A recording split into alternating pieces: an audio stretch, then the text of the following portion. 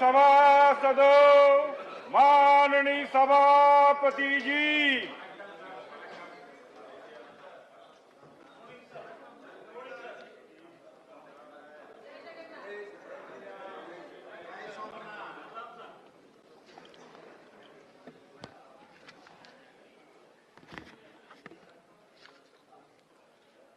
papers to be laid on the table. Shri V. Muralidharan. Chairman, sir, with your permission, on behalf of my colleague Shri Ashwini Kumar Chaubeji, I rise to lay the papers listed against his name at serial number 1 in today's revised list of business. Shri Arjun Ram Meghwal.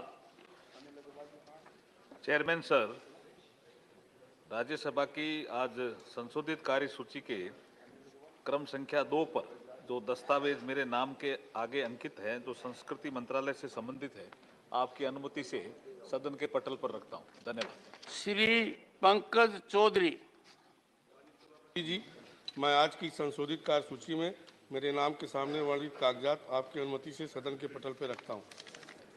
Shri SP Singh Baghel. पुनरीक्षित कार्य सूची में मेरे नाम के आगे क्रम संख्या 4 पर उल्लेखित कागजात हिंदी और अंग्रेजी सदन के पटल पर रखने की अनुमति चाहता हूं। श्री निशित प्रमाणिक।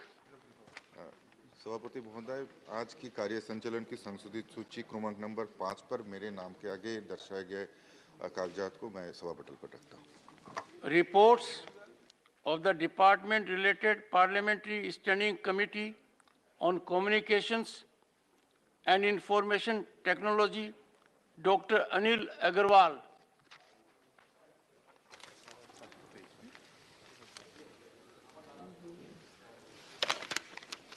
माननीय सभापति जी, मैं अपने नाम के सामने यथा सूचीबद्ध संचार और सूचना प्रौद्योगिकी संबंधी अस्थायी समिति के 37वें, 38वें, 39वें, 40वें, 41वें और 42वें प्रतिवेदन हिंदी और अंग्रेजी सभा पटल पर रखता हूँ। Statement by minister Shri V Muraleedharan.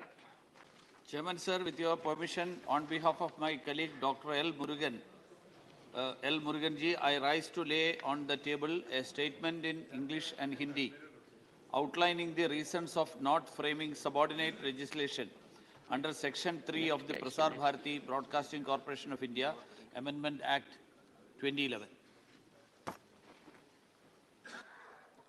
Honorable members, I have received 2 notices under Rule 267 from Dr. K. Keshav Rao and Sri Sanjay Singh. They have sought permission for suspension of the listed business. I do not find the notices in conformity with the directions already imparted.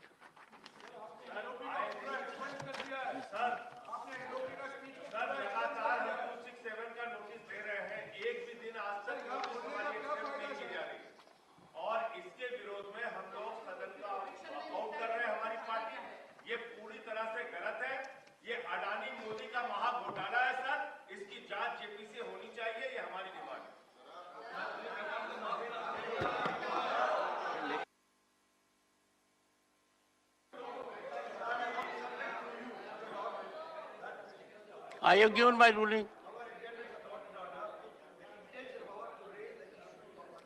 Sir, Dr.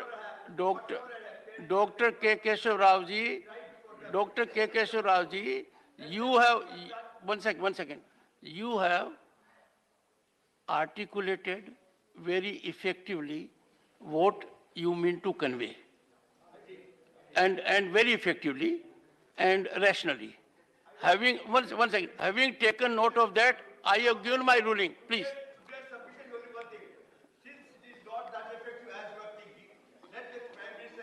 Dr. Ashok Kumar, one second.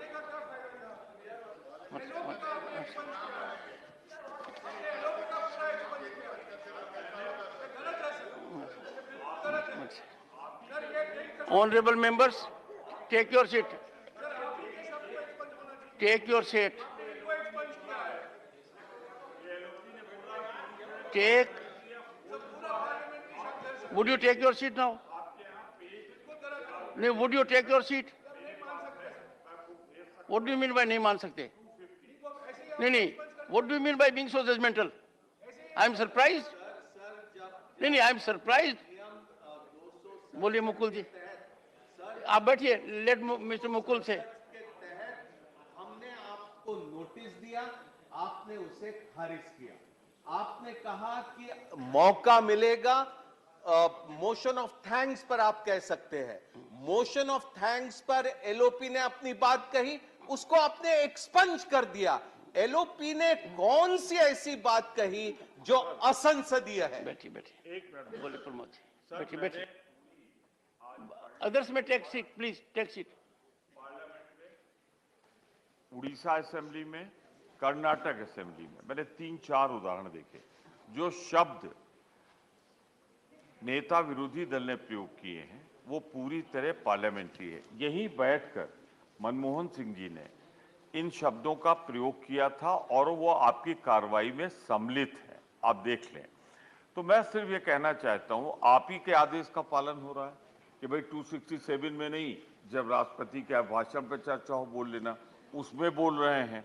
तो वो भी अगर नहीं सुना जाएगा तो sir ये संसद का निर्माण जो हुआ है, इसकी जो परंपराएं हैं, आप हमेशा कहते हैं परंपराओं की रक्षा होनी चाहिए. तो मैं सिर्फ ये कहना चाहता हूं, उन परंपराओं की रक्षा करिए. वो जो भी शब्द निकाले गए हैं उन्हें कार्रवाई का अंग बना रहने दें. ये मेरा नम्र निवेदन. Honorable members, I examine the proceedings in the light of rules framed by the House, and Rule 261 casts an obligation on me to make such sweeping observations that everything has been removed is not appropriate. I expect the honorable members first to go through what has been expunged. One second. Sir, please. I would urge you again that we are in a house where some decorum has to be maintained.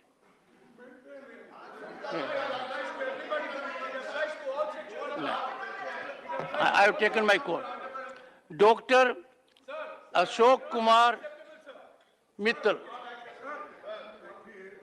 One second. Please take your seat, Honorable LOP. Sir, One second. जो चीज rules के तहत, procedure के तहत यहाँ पर बोली जाती है, मैं नहीं समझा कि मेरे स्पीच में कोई ऐसा अनपार्लियामेंट्री और किसी के ऊपर एलिगेशन नहीं था. लेकिन फिर भी उसमें आप चुन के चंद शब्दों का गलत अर्थ निकाले, ऐसा तो नहीं बोलूंगा कि आपको उसके बारे में कुछ अगर संशय है तो वो अलग ढंग से पूछ सकते थे. लेकिन आपने मेरे 6 जगह जो मैंने शब्द इस्तेमाल किए थे, मौनी बाबा और दूसरे, I would appreciate. What I have expunged should not be used. तो What I have expunged should not be used. अरे नहीं साहब, इस सदन में बोले सो मैं बोल रहा हूँ. नरसिंह राव जी को वाजपेयी साहब ने खुद एक शब्द कहा था, अभी भी वो अब किताब में है, आप देखिए. और मेरे को जो जब यहाँ बात हमारे चीफ व्हिप रखते हैं हमारे पार्टी की ओर से और सदन की ओर से रखते हैं, तो आप उनको बार बार टोकते रहते हो, ये ठीक नहीं है, आप बैठिए, आप पढ़िए. अब बहुत अच्छा पढ़ के आए साहब, वो तो हार्वर्ड यूनिवर्सिटी के स्टूडेंट है, अच्छा जानते हैं, हिंदी जानते हैं, कन्नड़ा जानते हैं, इंग्लिश जानते हैं, हिंदी जानते हैं और कौन सी भाषाएं, तो इसीलिए, और संसदीय भाषा जानते हैं. इसके बावजूद भी आप उनको टोकते ही रहते हो.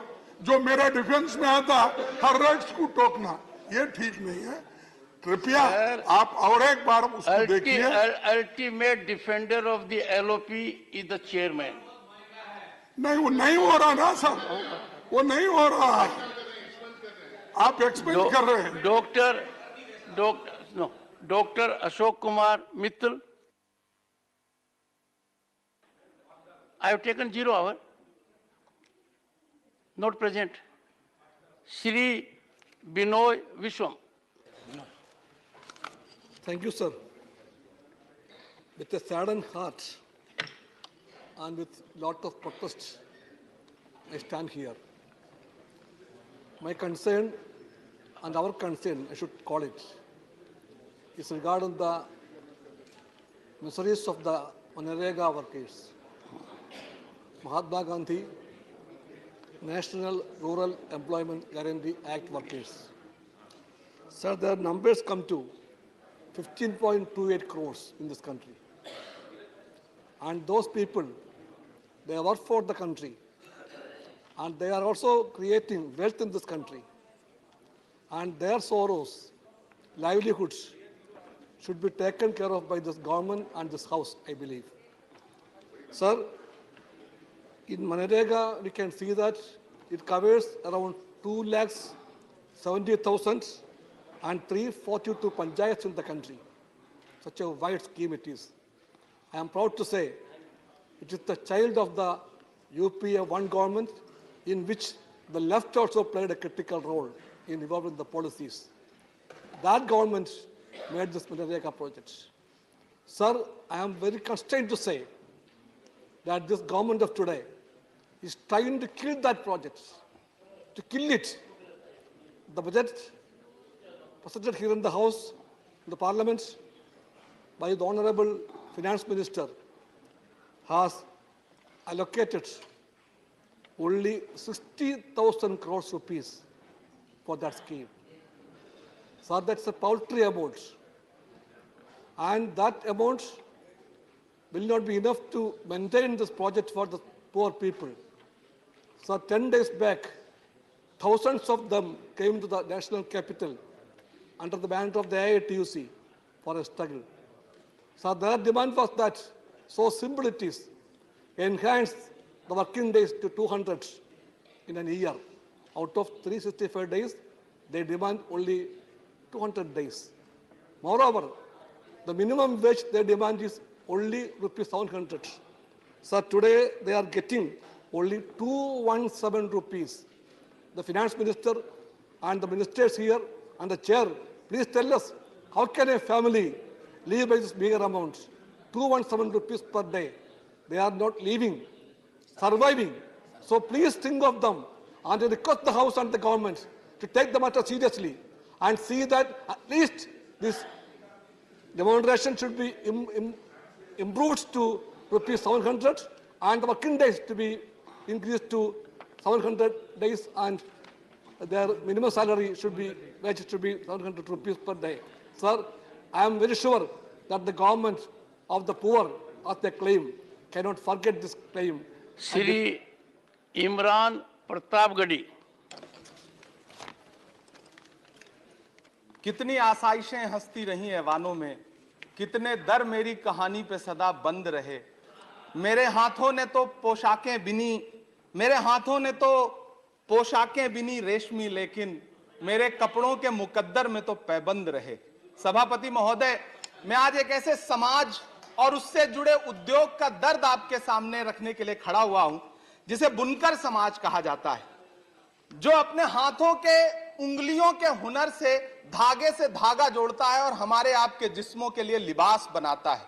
मैं एक ऐसे उद्योग का दर्द आपको सुना रहा हूं जो कृषि के बाद इस देश में सबसे ज्यादा रोजगार सृजित करता है। चाहे महाराष्ट्र का भिवंडी हो, मालेगांव हो, इचलकरंजी हो, उत्तर प्रदेश का बनारस हो, मऊ हो, मुबारकपुर हो, टांडा हो, मेरठ हो, इलाहाबाद का मऊआयमा हो, मध्य प्रदेश का बुरहानपुर हो, बिहार का भागलपुर हो, तमिलनाडु का सेलम हो, त्रिची हो या फिर आंध्र प्रदेश का गुंटूर हो, इन तमाम शहरों में लाखों परिवारों के घर का चूल्हा जिस उद्योग की बदौलत जलता है, वो उद्योग आज बदहाली का शिकार है। सभापति महोदय, पूरी टेक्सटाइल इंडस्ट्री में 60% लगभग कंट्रीब्यूशन पावर लूम इंडस्ट्री का है, लेकिन सरकार ने इस इंडस्ट्री को यतीम छोड़ दिया है, बेसहारा छोड़ दिया है।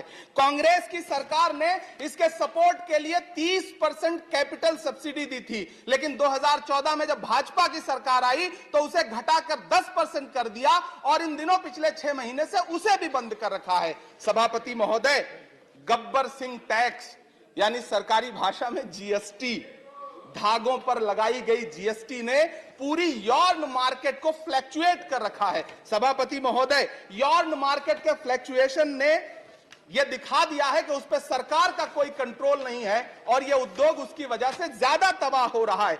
चाइना से नेपाल और बांग्लादेश के रास्ते होने वाली डंपिंग ने इस उद्योग की बर्बादी में और सहायता जताई है। पूरे एशिया में सबसे ज्यादा पावरलूम भिवंडी में हुआ करता है, लेकिन सरकारी उदासीनता के बाद पिछले दिनों 2 लाख से ज्यादा पावरलूम मशीनें कबाड़ में बिक गई। सभापति महोदय, जिस बनारस में कभी करघे पर बैठ करके कबीर दास जी झीनी बीनी चदरिया बुना करते थे, उसी बनारस में आज बुनकर भाई ईंट भट्ठों पर काम करने के लिए मजबूर हो गए। अंत में सभापति महोदय, मैं आपसे कहना चाहता हूं कि करघों के धागे टूट रहे हैं, मशीनें कबाड़ में बिक रही हैं, पावरलूम को सप्लाई होने वाली बिजली के बिलों का बोझ इतना भारी है कि बुनकरों के कंधे टूट रहे हैं। जीएसटी लगा करके सरकार ने उनकी कमर और तोड़ी है।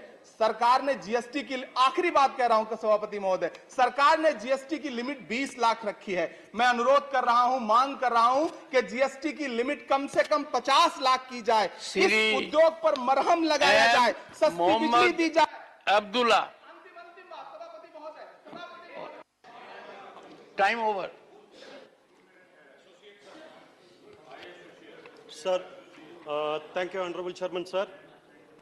Sir, my hometown Pudukkottai, the royal province which existed between the year 1680 to 1948, was the first princely state that signed the instrument of accession on 3rd March 1948 after independence. His Highness Raja Sir Rajgopala Dondaman Bahadur was the princely state 9th and last crowned ruler. He was the first king who signed the instrument of accession with the independent India wholeheartedly with his total treasury amount currently located at Pudukkottai district. Additionally, he selflessly donated his royal palace for the functioning of the district collectorate at the request of the then Chief Minister, Dr. Kalaignar. He also served as a president of Tamil Nadu Cricket Association, Kodaikanal Boat and Rowing Club also. As soon as India gained independence, he decided to adjoin his country with India without any duress. His Highness Raja Sir was honored with many royal medals by the government. He died on 16th January 1997 at the age of 74. Sir, then the Home Minister Sardar Vallabhbhai Patel got the confidence to unite India along with the princely state only because of him. His Highness Raja Sir was honored with the George V Silver Medal and George VI Coronation Medal in 1937 also, sir. During the last years of his life, he shunned away marriage to serve the people and lived like a saint-like life, sir. To commemorate his centenary recall and considering the legacy, magnanimity and simplicity of our beloved Raja, His Highness Raja Sir Rajagopala Dondaman Bahadur, I request the Union Government to release a commemorate postal stamp recognizing his service to the unity of our nation, sir. Thank you. Shri Eranna Kadadi. धन्यवाद सभापति महोदय, आपने मुझे बोलने की अनुमति दी। बेलगावी हवाई अड्डे का निर्माण 1942 में रॉयल एयरफोर्स द्वारा किया गया था। 2018 में उड़ान 3 के अंतर्गत बेलगावी को 13 शहरों से जोड़ने के लिए 5 एयरलाइंस को चिन्हित किया गया था, जो इस योजना के तहत एक हवाई अड्डे को आवंटित उच्चतम हवाई मार्ग है। दिसंबर 2022 तक बेलगावी से दिल्ली, मुंबई, बेंगलुरु, अहमदाबाद, हैदराबाद, चेन्नई, इंदौर, नागपुर, नासिक, उदयपुर, जोधपुर, तिरुपति, पुणे, खड़प्पा, मैसूर और सूरत से जुड़ा हुआ था। बेलगावी में उड़ान योजना के लागू होने से पहले हवाई अड्डे से प्रति वर्ष 74,041 यात्री मार्ग के साथ 1176 उड़ानों चलती थी। उड़ान योजना शुरू होने के बाद हवाई अड्डे ने 231 और 22 में 2,80,000 यात्रियों के साथ 6,470 उड़ानों का संचालन किया। बेलगावी हवाई अड्डे को अंडर सर्व्ड एयरपोर्ट के श्रेणी में केंद्रीय नागरिक उड्डयन मंत्रालय द्वारा उड़ान अवार्ड चैंपियन ऑफ उड़ान से सम्मानित भी किया गया था। बेलगावी हवाई अड्डे को उड़ान योजना के अंतर्गत दिए जाने वाली सहायता की अवधि 3 वर्ष की है, जो 2023 में समाप्त हो जाएगी। सहायता न मिलने के कारण वर्तमान में कोई एयरलाइंस अपनी सेवाओं को बंद कर सकते हैं, जिसमें कुछ एयरलाइंस ने बंद भी कर दी है, जैसे अलायंस एयर की पुणे की फ्लाइट। इसके अतिरिक्त कुछ और वजह से स्पाइस जेट दिल्ली की मुंबई, हैदराबाद, बेंगलुरु की फ्लाइट, ट्रू जेट की तिरुपति, कडप्पा, मैसूर, हैदराबाद की फ्लाइट, इंडिगो की चेन्नई की फ्लाइट, स्टार एयर की नासिक की फ्लाइट, दिल्ली तक चलने वाली फ्लाइट नॉन उड़ान रूट के अंतर्गत थी। दिल्ली वाली फ्लाइट का पैसेंजर लोड प्रतिदिन लगभग 280 यात्रियों आना और जाना मिलकर था। उसके बाद भी इस फ्लाइट को बंद कर दिया गया और बंद किए सभी रूट के पैसेंजर लोड काफी बेहतर था। बेलगावी कर्नाटक का दूसरा सबसे बड़ा जिला है। यह जिला कर्नाटक, गोवा, महाराष्ट्र तीनों राज्यों के सीमा पर स्थित है। बेलगावी प्रशासनिक दृष्टि से बहुत अधिक महत्व रखता है। प्रतिष्ठित प्रोफेसर मनोज कुमार झा। शुक्रिया सभापति महोदय, एक अत्यंत महत्वपूर्ण विषय की ओर आपने मुझे मौका दिया बोलने के लिए। ये एक ऐसा विषय है माननीय सभापति महोदय जिसमें पक्ष और विपक्ष में कोई विभेद नहीं हो सकता, मतभेद नहीं हो सकता। और ये मैं संपत्ति और आय के ह्यूज असमान वितरण के संदर्भ में ये बात कह रहा हूँ। माननीय सभापति महोदय, कई हमारे मित्रों ने भी चर्चा की और मुझे खुशी है इस बात की माननीय वित्त मंत्री साहिबा भी हमारे समक्ष हैं। और दिक्कत की बात यह है सर कि हम 5 ट्रिलियन की इकोनॉमी बन जाए, लेकिन असमानता के महासागर में समृद्धि के कुछ टापू हो और पूरा का पूरा देश असमानता के उस महासागर में गोते लगा रहा हो, तो ये उचित नहीं है सर। 5% अभी जो रिपोर्ट आई है, मैं जानता हूं आप कहेंगे आजकल ऑथेंटिकेट करने के लिए, तो मैं लेके आया हूं, लेकिन मेरी वाली कॉपी वापस करवा दीजिएगा सर जी। 5% भारतीयों के पास 60% संपत्ति है, उनकी संपत्ति से कोई भेद नहीं है। दिक्कत यह है कि 50% के पास सिर्फ 3% है। जब कोरोना में लोगों की आय घट रही थी सर, हमारे देश में करोड़पतियों और अरबपतियों की संख्या बढ़ रही थी। सर, ये अनायास नहीं होता है, ये सायास होता है। जिस समाज में धन और संपत्ति का इस प्रकार का असमान वितरण हो, हमारे पुरखों को अंदाजा था sir. Directive principles of state policy में आर्टिकल 39 क्लॉज सी, और मैं बार बार जब वित्त मंत्री जी के बजट पर मैं बोलता हूं, आग्रह करता हूं कि इसके नजरिए से बजट बनाइए। कुछ भी होगा, अगर हम इसको ना भरपाई कर पाए तो दिक्कत होगी। हमारे देश में भी सर सन 85 तक एक इस तरह के टैक्स की व्यवस्था थी, वेल्थ और इनहेरिटेंस। कई विश्व की अर्थव्यवस्थाओं में ये व्यवस्था है, क्या हम इसे वापस नहीं ला सकते सर? इस एक छोटे से प्रोग्रेसिव टैक्स के बाद हमारे पास एक इतनी बड़ी संपदा होगी, इतना बड़ा पूल होगा कि वित्त मंत्री साहिबा को डेफिसिट नहीं देखना पड़ेगा। आप जो कुछ करना चाहते हैं लोक कल्याण के लिए, आप कर पाएंगी। मैं समझता हूं कि सर, धनिकों के आधार पर, सुपर धनिकों के आधार पर जिस भी समाज ने अपने निर्माण की नींव रखी है, उस समाज में क्रैक्स आए हैं सर, ज्वालामुखी की तरह धधक रहा है असमानता का पूरा मसला। अगर मैं आग्रह करूंगा आपके माध्यम से माननीय सभापति महोदय कि पूरा सत्ता पक्ष विपक्ष मिल करके एक इस तरह के टैक्सेशन की व्यवस्था करें, ताकि आप हेल्थ के क्षेत्र में, एजुकेशन के क्षेत्र में, सर अभी 28 सेकंड बाकी है, हम सार्थक पहलकदमियां कर सकें। और हां, आखिर में फिर से दोहराऊंगा कि आर्टिकल 39 क्लॉज सी सब पढ़ें, उसके हिसाब से नीतियां गढ़ें तो देश बेहतर होगा। और अमृत काल में सचमुच अमृत सबके हिस्से में आएगा, ना सिर्फ कुछ के हिस्से में सिमट के रह जाएगा। शुक्रिया सर, जय Hind. If the professor can conclude in 2 minutes, there is no harm. Why take 3 minutes? Shri Brajlal. धन्यवाद सभापति महोदय।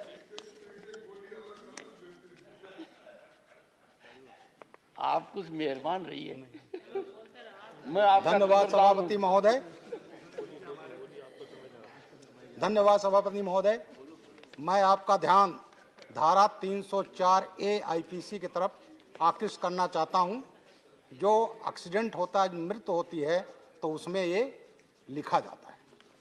महोदय, 2021 का जो आंकड़ा है उसमें पूरे देश में 4 लाख एक्सीडेंट हुए, 1,55,000 लोग एक्सीडेंट में मारे गए और इसमें 68% जो संख्या है वो 18 से 45 वर्ष के लोगों की है, जो लाइफ का प्राइम एज होता है, देश के प्रोडक्टिविटी में काम आता है। महोदय, जो घायल हुए हैं उनकी संख्या 3.7 लाख है। हत्या में इस देश में जो 2021 में हत्याएं हुई हैं, जिसमें लोग 30,000 लोग मारे गए, तो एक्सीडेंट में जो मारे गए हैं उनकी संख्या मर्डर से 5.17 गुना है।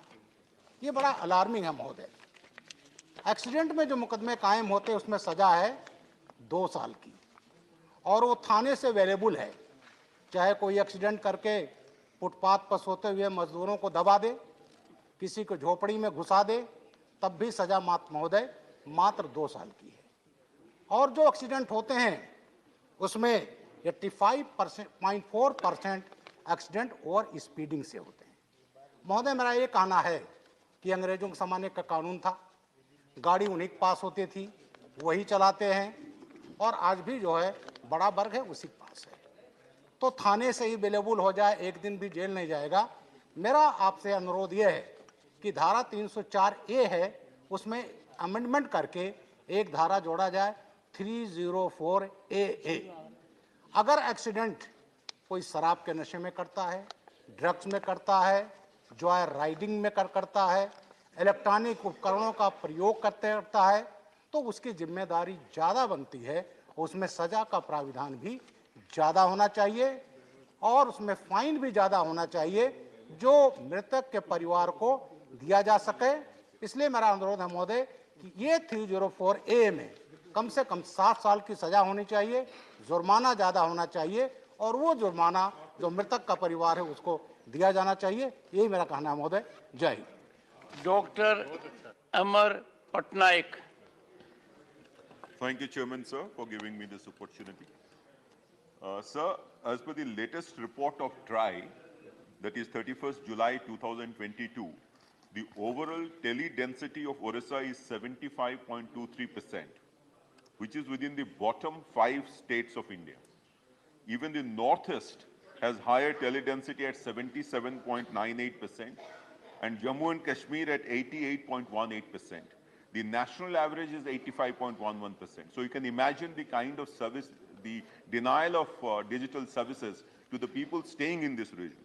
Now within this, the rural tele-density is only 62.73%, internet density is 34.51%. All these statistics give one particular picture clear that the rural people of Orissa have no benefit from the extension of digital revolution in the country. The KBK region, sir, this has 7 aspirational districts. Now, in this region, sir, 10,000 villages have no internet connectivity, no tele-density, sir. 6,278 villages are still without mobile access or connectivity, sir. Now, wherever there is a internet connectivity, the signal is so weak that they have to either climb up to a house, and if they don't have a house because it's Malkangiri and areas, they have to climb up a tree, sir. Now, in this kind of a scenario, sir, it was envisaged to install towers, mobile towers, and there was a proposal for it. The proposal is LWU Phase 2, Reliance Jio was supposed to install 483 towers. Aspirational districts projects, 2,379 towers. 4G saturation project, 1,572 towers, and similar such proposals. But there is no timeline given for completion of these projects. When will they be completed? Similarly, sir, the BharatNet project, sir, now this, the government of Orissa had asked for approximately rupees 327 crore under the special assistance for increasing utilization of BharatNet Phase 2 in the state. These funds have also not been released. So what concerns me is, so the budget, the center's current recent budget estimates is 26% less than the previous budget estimate of last year and 37% less than the revised estimates. In such a scenario, sir, I shudder to think how this entire project will be completed and digital connectivity in the remotest part of Orissa, particularly the rural left-wing extremist affected areas, will be completed. So through you, sir, I urge the government to have a concerted effort in completing this project and ensuring that tele-density and internet connectivity increases in the rural part of Orissa. Thank you so much, sir. Dr. Fozia Khan. Thank you very much, Chairman, sir. Sir, as per the data revealed by SAFAR, India Institute of Tropical Meteorology, IITM, the air quality of cities like Mumbai and Pune have dropped to poor and very poor levels, sir. Sir, this is the result of the northeasterly and the easterly wind flow, which carries pollutants and moisture with it. The pollutants which flow from the Indo-Gangetic Basin and central India, combined with constant drop in temperature and the cloudy weather throughout the day, have rendered these pollutants to stay within the vicinity of humans, blocking their escape to higher levels in the atmosphere, sir. So usually when temperatures are high, humidity is less and there is dry weather with greater particle suspension. These pollutants are responsible for the falling of the PM 2.5 concentration to 317 micrograms per cubic meter in Pune and 313 micrograms per cubic meter in Mumbai, when the maximum possible limit is 60 micrograms per cubic meter, sir. A more or less similar situation is there throughout the state concerning these affairs. Additionally, it has left the doctors worried about a hike in cases of upper respiratory tract infections, bronchial asthma, and heart issues, sir. These pollutants could either be from dust or pollen or from vehicular emissions. Sir, although at present it's not in the hands of humans to alter the structure of winds and the climate, a robust mechanism to combat factors that lead to air pollution must be raised, sir, and the health infrastructure for this needs to be maintained to address such issues, so that people affected, especially the senior citizens, sir, can avail themselves of the benefit of the same. At the end, I will only say, sir, be a part of the solution and not part of the pollution. Thank you, sir. Srimati J.B. Mathur Isham. Sir, I'm deeply obliged by the opportunity. I would like to draw your kind attention to the impending crisis faced by the paddy farmers in Kerala. So the paddy farmers in Kerala, the state corporation had procured 482 crores worth of paddy, but unfortunately only 45 crores have been paid to them. 437 crores is pending with them. And why this happened? Because about 580 crores is pending from the government, union government to the state, and 460 crore from the state government. So the farmers, if the paddy farmers are not provided with the money which they are rightfully due, it is pushing them towards the wall, and it is very, very unfortunate that the payment is not being paid. Sir, all I'm asking for is that the union government should make the payment which is due of about 580 crores, sir. I'm not asking for 21,370 crores from State Bank of India, sir. I'm not asking for 70,000 from LIC, sir. All I'm asking is 580 crores, which is rightfully due to the paddy farmers of Kerala. So let me respectfully remind that our country's and this government's priority ought to be farmers and not a company. Let me also respectfully remind that our country's and this government's priority ought to be to ensure that every one out of 140 crores of people in this country, they should not stay without food, and not the priority should be to make 1% richest in the world, sir. Let me also respectfully remind that our country's and this government's priority should be to ensure that not a single youth will stay without employment, and but not to make all sectors being given to one person, sir. So I take this opportunity to once again respectfully submit to remind this government that our priority is farmers, and in Kerala, this paddy farmers is facing grave injustice, and if union government is given this 580 crores, it will be a great blessing. And I can assure you one more thing, sir, if this 580 crores is given, nobody in this country will ask for JPC. There will not be walkout. Sir, there will not be any kind of issue, but there will be definitely a great blessing by the farmers. Thank you very much for the opportunity. Shri Kartike Sharma.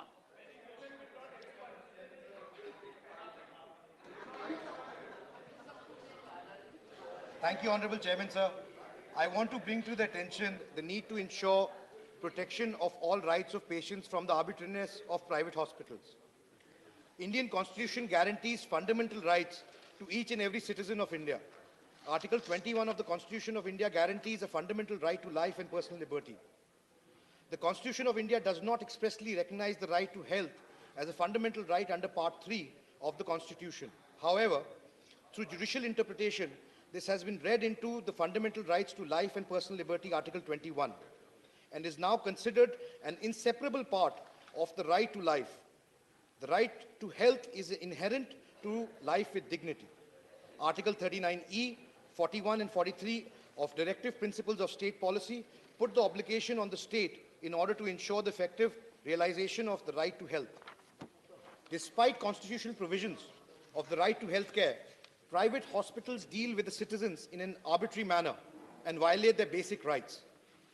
If the patient's family is unable to bear the hospital expenses, it has been noticed in most of the cases that until a patient or his or her relatives end up paying the bill, the patient is not discharged and held in the hospital even if they are unable to do so. For instance, in November 2020, a woman patient after her delivery was held by a private hospital at Kushinagar in Uttar Pradesh for not paying the hospital bills. The patient's family had to approach the police administration in order to get the women free from the hospital. In August 2019, another patient was held by the Polo Spectra Hospital of Delhi for non-payment of bills post-surgery. Not only this, there have also been many cases of seizing dead bodies. Such an incident reported last year from the Shahdol district of Madhya Pradesh, where the doctors of the Devanta hospital took the dead body under their charge, and just because the relatives of the deceased could not pay the hospital bills in time.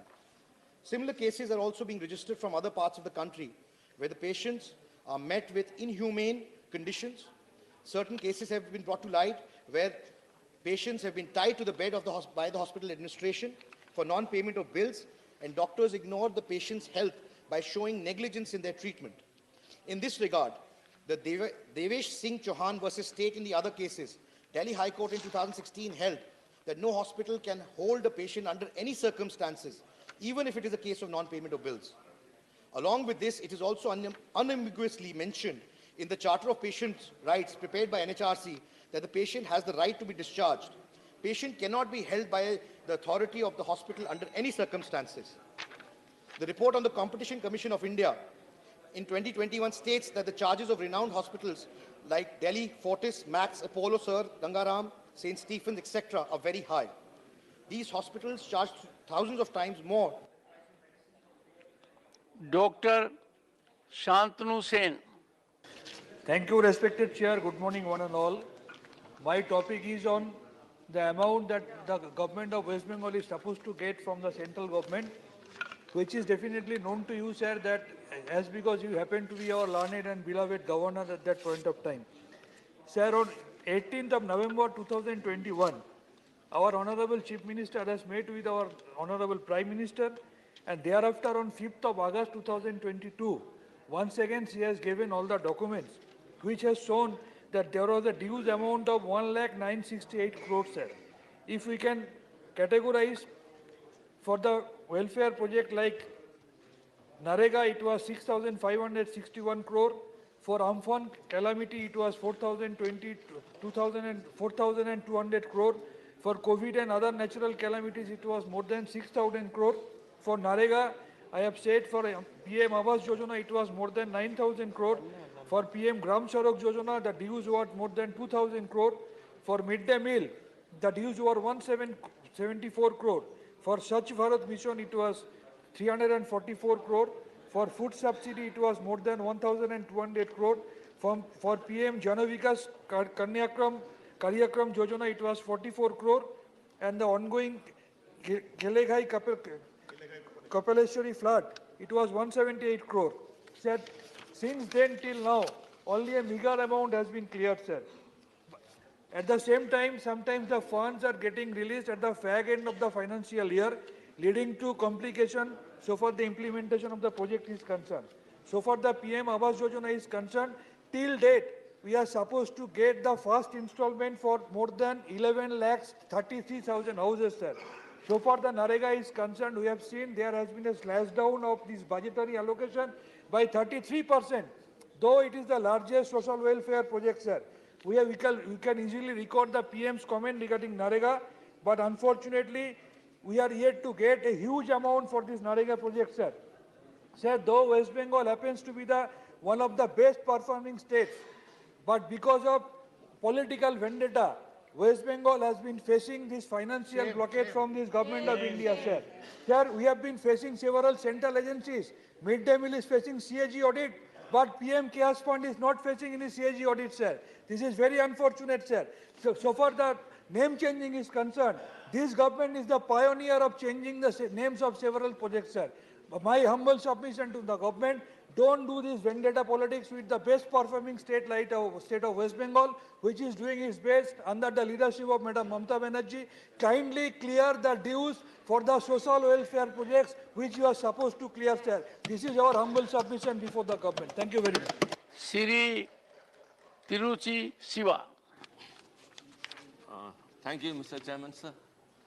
Sir, the health workers, comprising of the doctors, the nurses, and the hospital staff, are a vital part of the society, and they work selflessly and are considered to be the living gods on earth. So, but these health workers are constantly undergoing violence, sir. They face frequent violence in their workplace, not only physical violence, sir, but also damage to the hospital clinical establishments. Sir, according to a survey conducted by the Indian Medical Association, 75% of doctors surveyed had suffered at least one form of physical violence in their entire career. And most of them are done by the family of the patients. Sir, several factors contribute to violence against healthcare workers, including infrastructural gaps, weak security apparatus in clinical establishments, delayed response by law enforcement agencies, insufficient facilities of counseling attendance, unregulated entry of trespassers, lack of stringent legal provisions, and overburdened doctors. Sir, an amendment was made in the year 2020 in the Epidemic Diseases Act. Despite that, sir, the intensity is increasing day by day. Sir, the amendment merely safeguards also only violence against the situation during an epidemic situation. Sir, I urge the government, it should proactively work towards ensuring a safe environment for the health workers. Sir, it has to consider adding norms for hospitals to have security measures, including CCTVs, and well-defined restrictions on the entry of visitors, and must also include cyber trolling. Additionally, sir, these offences should be made as non-bailable. At present, sir, these cases are dealt only by very lenient IPC sections. Sir, before the punishment is given, everything gets lapsed. Sir, 21 states and union territories already have a law in place, but we need a law at the union level, sir, to have a uniformity. Sir, the increasing frequency of cases is not only detrimental to them, sir, but of course, it shatters the edifice on which a doctor-patient relationship results, which is their faith. Sir, their dedicated involvement may also get disturbed. So taking all these into consideration, sir, the government, I urge again, ought to introduce a legislation in their favor that will instill the long-last confidence in the minds of the medical fraternity. Thank you very much. Shri Rajendra Gehlot.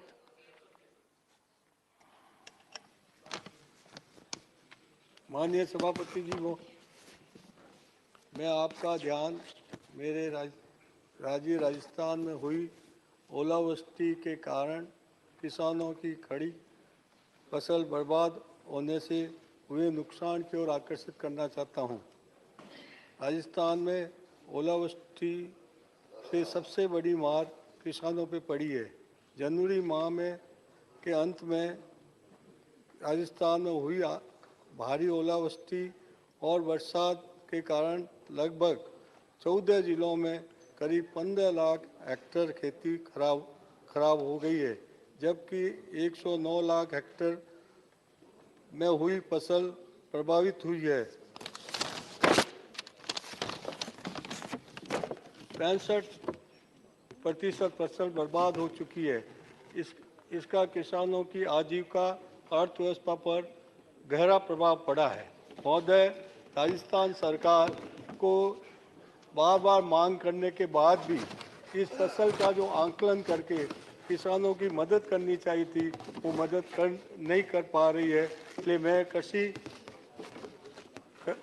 कृषि व किसान कल्याण मंत्री से आग्रह करूंगा कि इस मामले में संज्ञान लेते हुए किसानों पर आई हुई इस आपदा और प्राथमिकता देते हुए राजस्थान के किसानों को नुकसान का आकलन अतिशीघ्र करवा कर किसान फसल बीमा योजना के अंतर्गत मुआवजा वितरण अतिशीघ्र करवाने की व्यवस्था करें, जिसे आपदा से 10 किसानों को राहत मिल सके। धन्यवाद। Dr. V. Sivadasan. Respected Chair, I would like to share the burning issues of agriculture workers in our country. So, highest workers in India is in agriculture sector. So, Mahatma Gandhi told us India is living in villages. But, sir, what is the condition of our agriculture workers in our country? They are not getting proper wages. They don't have enough employment in their village. Why it is happening, sir? Sir, the wage of agriculture workers, the average wage or per day wage is below than the price of the 1 liter petrol, sir. So it should be addressed. Sir, here, Union government is not ready to provide any financial assistance for the upliftment of the agricultural workers in our country. Here, some states, like Kerala, they are introducing some welfare measures for agriculture workers. The agriculture pension is there. Agriculture pension is there in Kerala. There, 1,600 rupees is a per month pension for agriculture workers. Sir, why it is not implemented in Uttar Pradesh? Why it is not in Gujarat? So, agriculture workers pension, the government, union government should take the initiative for implement the agriculture workers pension. The agriculture workers welfare scheme, what is the condition all over India, the welfare schemes? So agriculture, the children of agriculture workers is studying very pathetic condition. Their education facilities are very bad shape. Their health facilities in villages are very bad shape. So agriculture, for the upliftment of the agriculture workers sector, the intervention of the government, union government is very necessary. Mahatma Gandhi Gramin employment scheme, guarantee scheme, what is the condition now, MGNREG?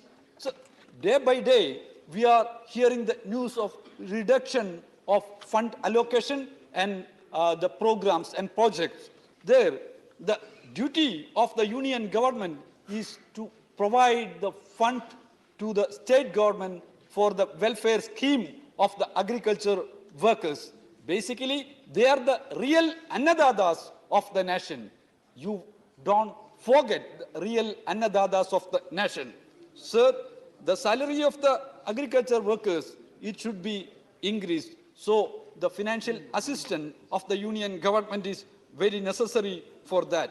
in education sector. So children of agriculture workers in studying in villages without pakka building. So government should provide special scheme for agriculture workers' children. Well, government should provide the health facilities for them. Each and every village, special care, health care centers, government should arrange for agriculture workers. Thank you, sir. Thank you. Shrimati Shanta Chetri. Thank you, sir. My subject matter is demand for inclusion of Lepcha language in 8th schedule. Khambrimo, sir, it means in Lepcha language, namaskar, for allowing me to speak. I would like to draw the kind attention of this august house that Lepcha is a Himalayas language spoken by Lepcha people in Sikkim, parts of West Bengal in Darjeeling and Kalimpong.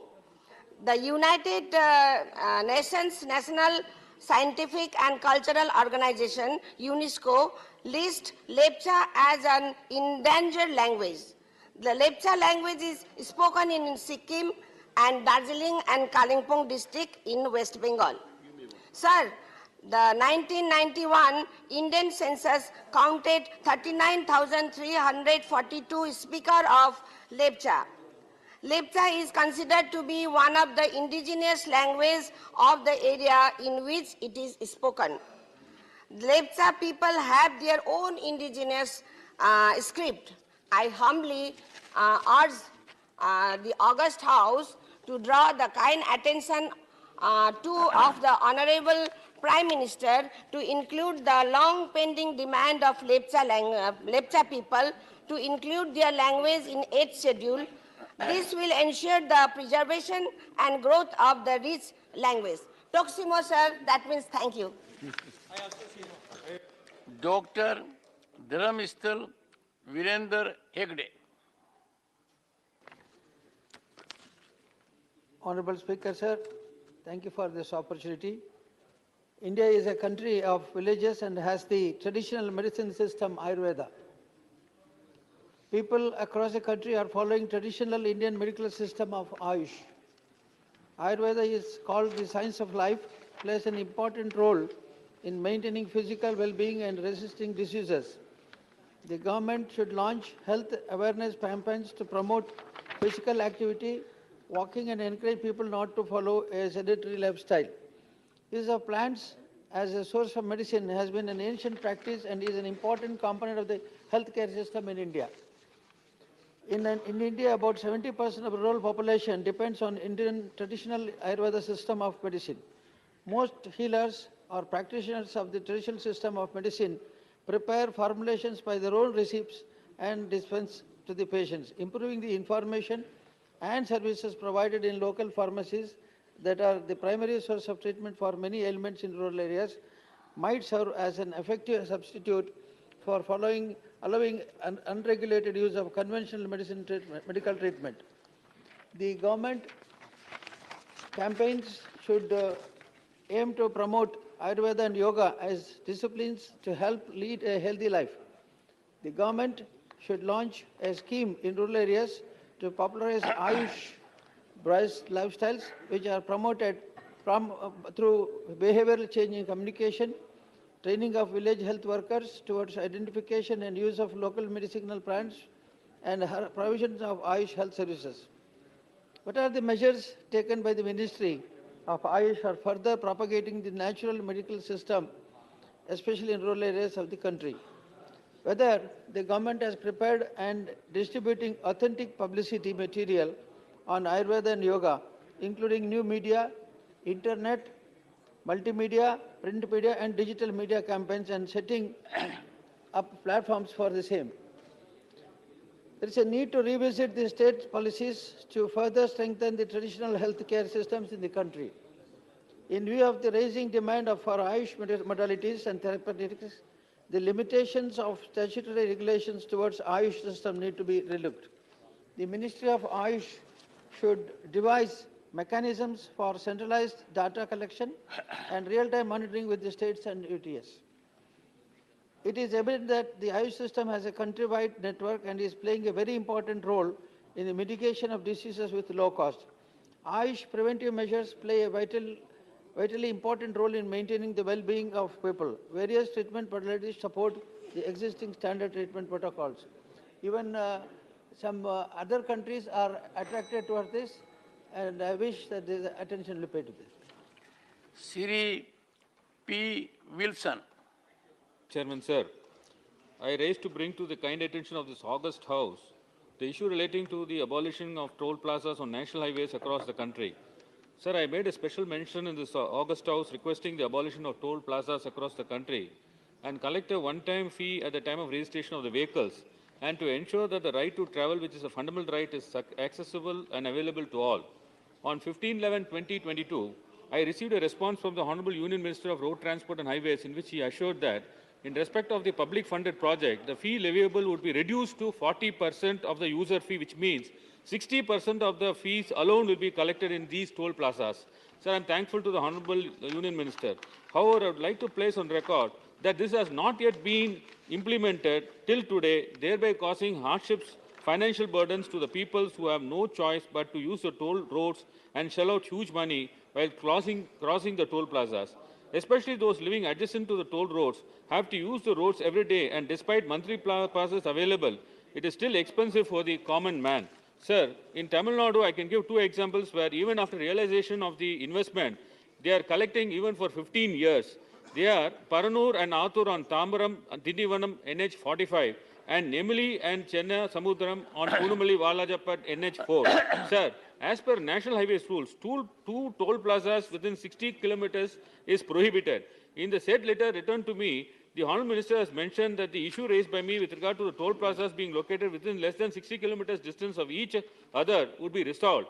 However, in Tamil Nadu, out of 48 toll plazas located, as per National Highways rules, there could be only 16 toll plazas. Thus, there is an excess of 32 toll plazas.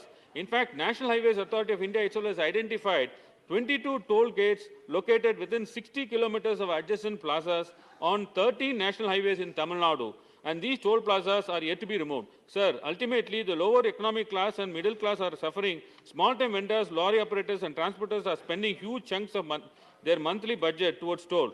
These are people who even pledge their jewels to make ends their meet. We should not put the burden of paying for road infrastructure on them. Sir, the problem is not only in Tamil Nadu, but it is seen in pan-India. There are more than 1,000 toll plazas in India. These are toll plazas in which public is compelled to pay toll plazas for incomplete facilities, that too at exorbitant rates. To make matters worse, NHA increases toll plazas mechanically year by year. There is no independent regulatory authority which determines the toll fees. The formula adopted to justify periodical increase of toll fees is higher unscientific, no rationality, and is highly arbitrary. An official in the cadre of Deputy Secretary simply raises a mathematical formula found in the concession agreement and keeps on increasing the toll fees mechanically. Even the state government's public transports are charged. Sir, therefore, the time has come where all toll plazas have to be abolished completely, as it hampers free movement, development, and industrialization. I urge the Honourable Transport Minister to look into this matter urgently. Shri Jose K. Mani. Thank you, sir. Yes. This is about a severe crisis faced by the fishermen community. There are about 28 million people in the country rely on fishing for their livelihood. In Kerala itself, there are about 11 lakh fishermen. The worst flood which hit the Kerala in 2018, they rescued about 50,000 people who were in the verge of death. So the livelihood of the fishermen community is getting hampered due to erratic weather condition, threat of climatic cyclonic storms, coastal erosion, excess tourism and development projects, which leads to large-scale displacement of fishing community. They have been hit hard by the aggressive trawling by the foreign fishing vessels and commercial fishing. The families are in constant danger of displacement. We take the case of tribal communities. The right of our forest resources were recognized by the Forest Right Act 2006. The Act recognized the symbiotic relationship of the tribal communities with the forest. They are given individual as well as community rights for the forest resource. In the same way, sir, the fishermen community have the traditional right over marine resources. They are sons of sea.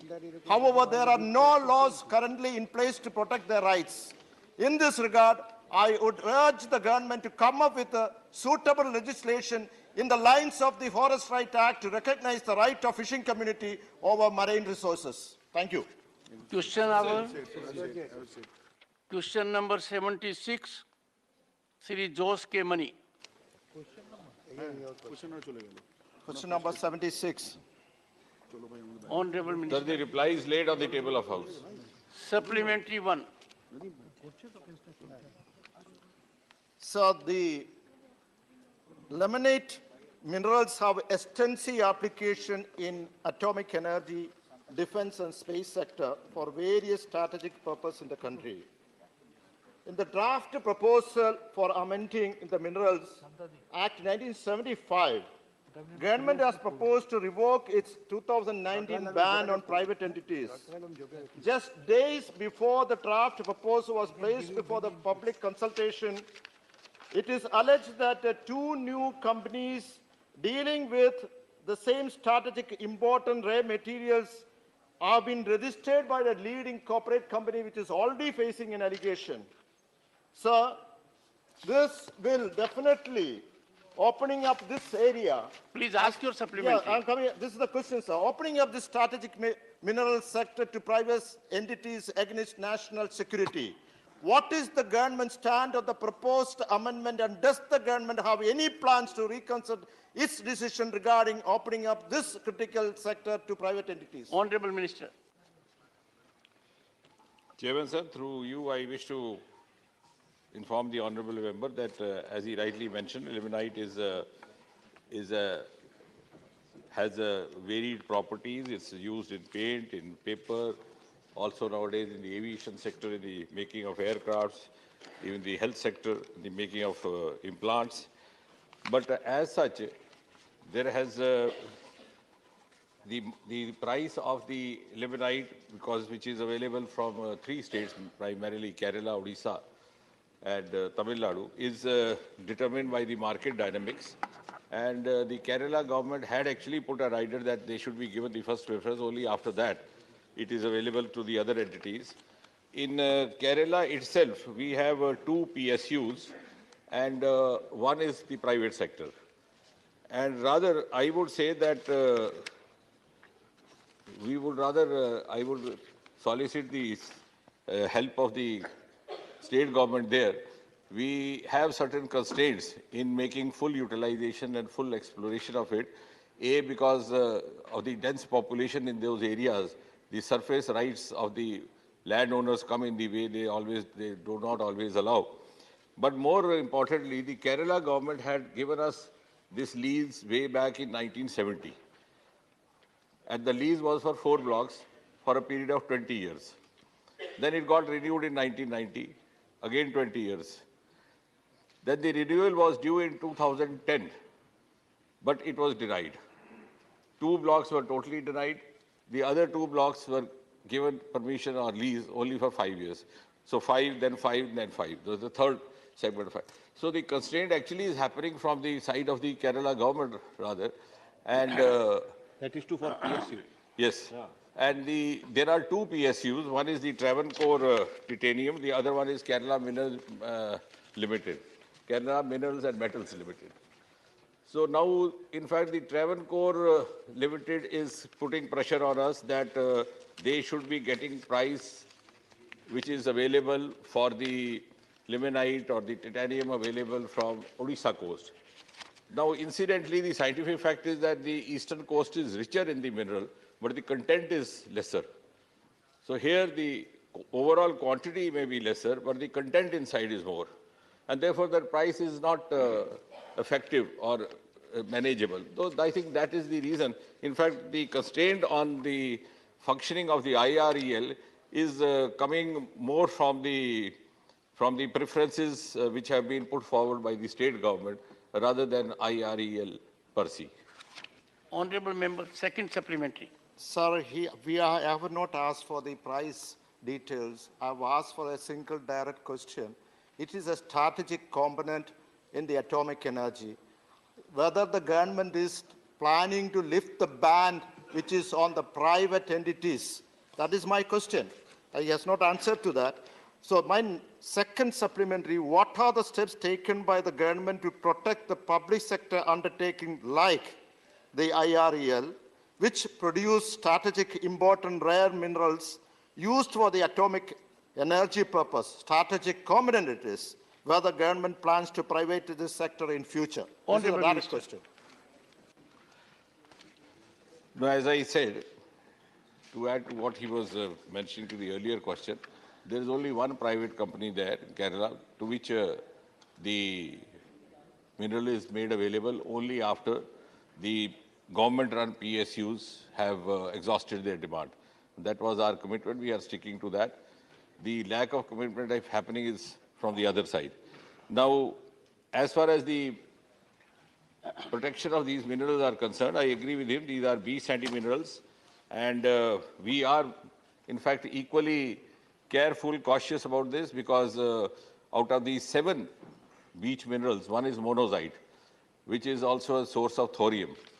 And India happens to be the storehouse of thorium in the sense that we have 21% of it, and we are also looking forward to have world's first ever thorium-run reactor in the form of Bhavani, which is also going to be made functional by next year or 2024. In fact, I would use this opportunity to say that out of the 22 reactors that we have in India today, as many as 10 to 11 were established only during the last 8.5 years of this government. Not only that,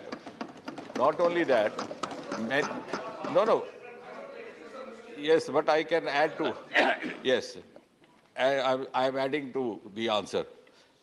And secondly, what I'm trying to say is the intent of the government is so clear, so sincere, and so committed. The irony, sir, is that the first ever agreement for a reactor establishment was done way back in 1988. If you go back in the history, that was Kandakalam. But the construction work, and then construction work started in 2001. And till then, it had not been made functional. It was only after this government came, within 6 months, in November 2014, we made the first unit functional. Now the 4 units are already functional. So I think we are moving on a fast track, trying to make up for the lapse or the time slag of the past governments, also living up to the commitment and the national interest. We have, in fact, fortified our means and our mechanism of guarding these metals, as you were saying, referring to your question. We are not only now using the radiation methods or the radio checkposts, we are now also using space technology to detect any pilferage of these minerals happening. Dr. Fozia Khan. Dr. Fozia Khan.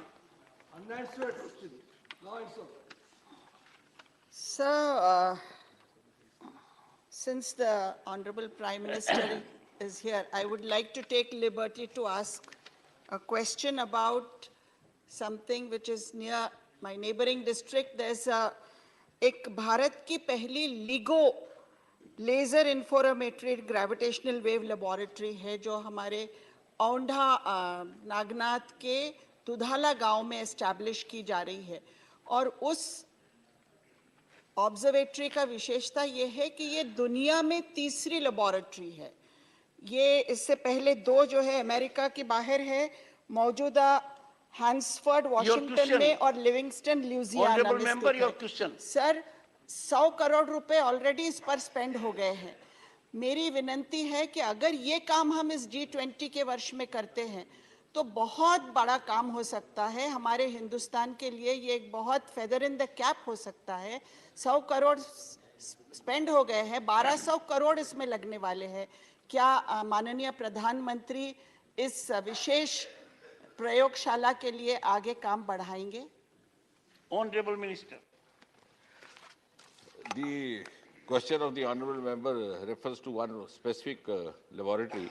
I think we'll get the update and furnish it to her because it's not directly related to the department of the question. Sri V. Vijay Reddy. Sir, thank you for the opportunity, sir. I'm very happy that Honorable Prime Minister is present. Sir, now that Honorable Minister has agreed that there is a private sector... Sir, your question. That's sir. Honorable Minister has stated in this August House that the private sector is allowed in the mining of sand minerals.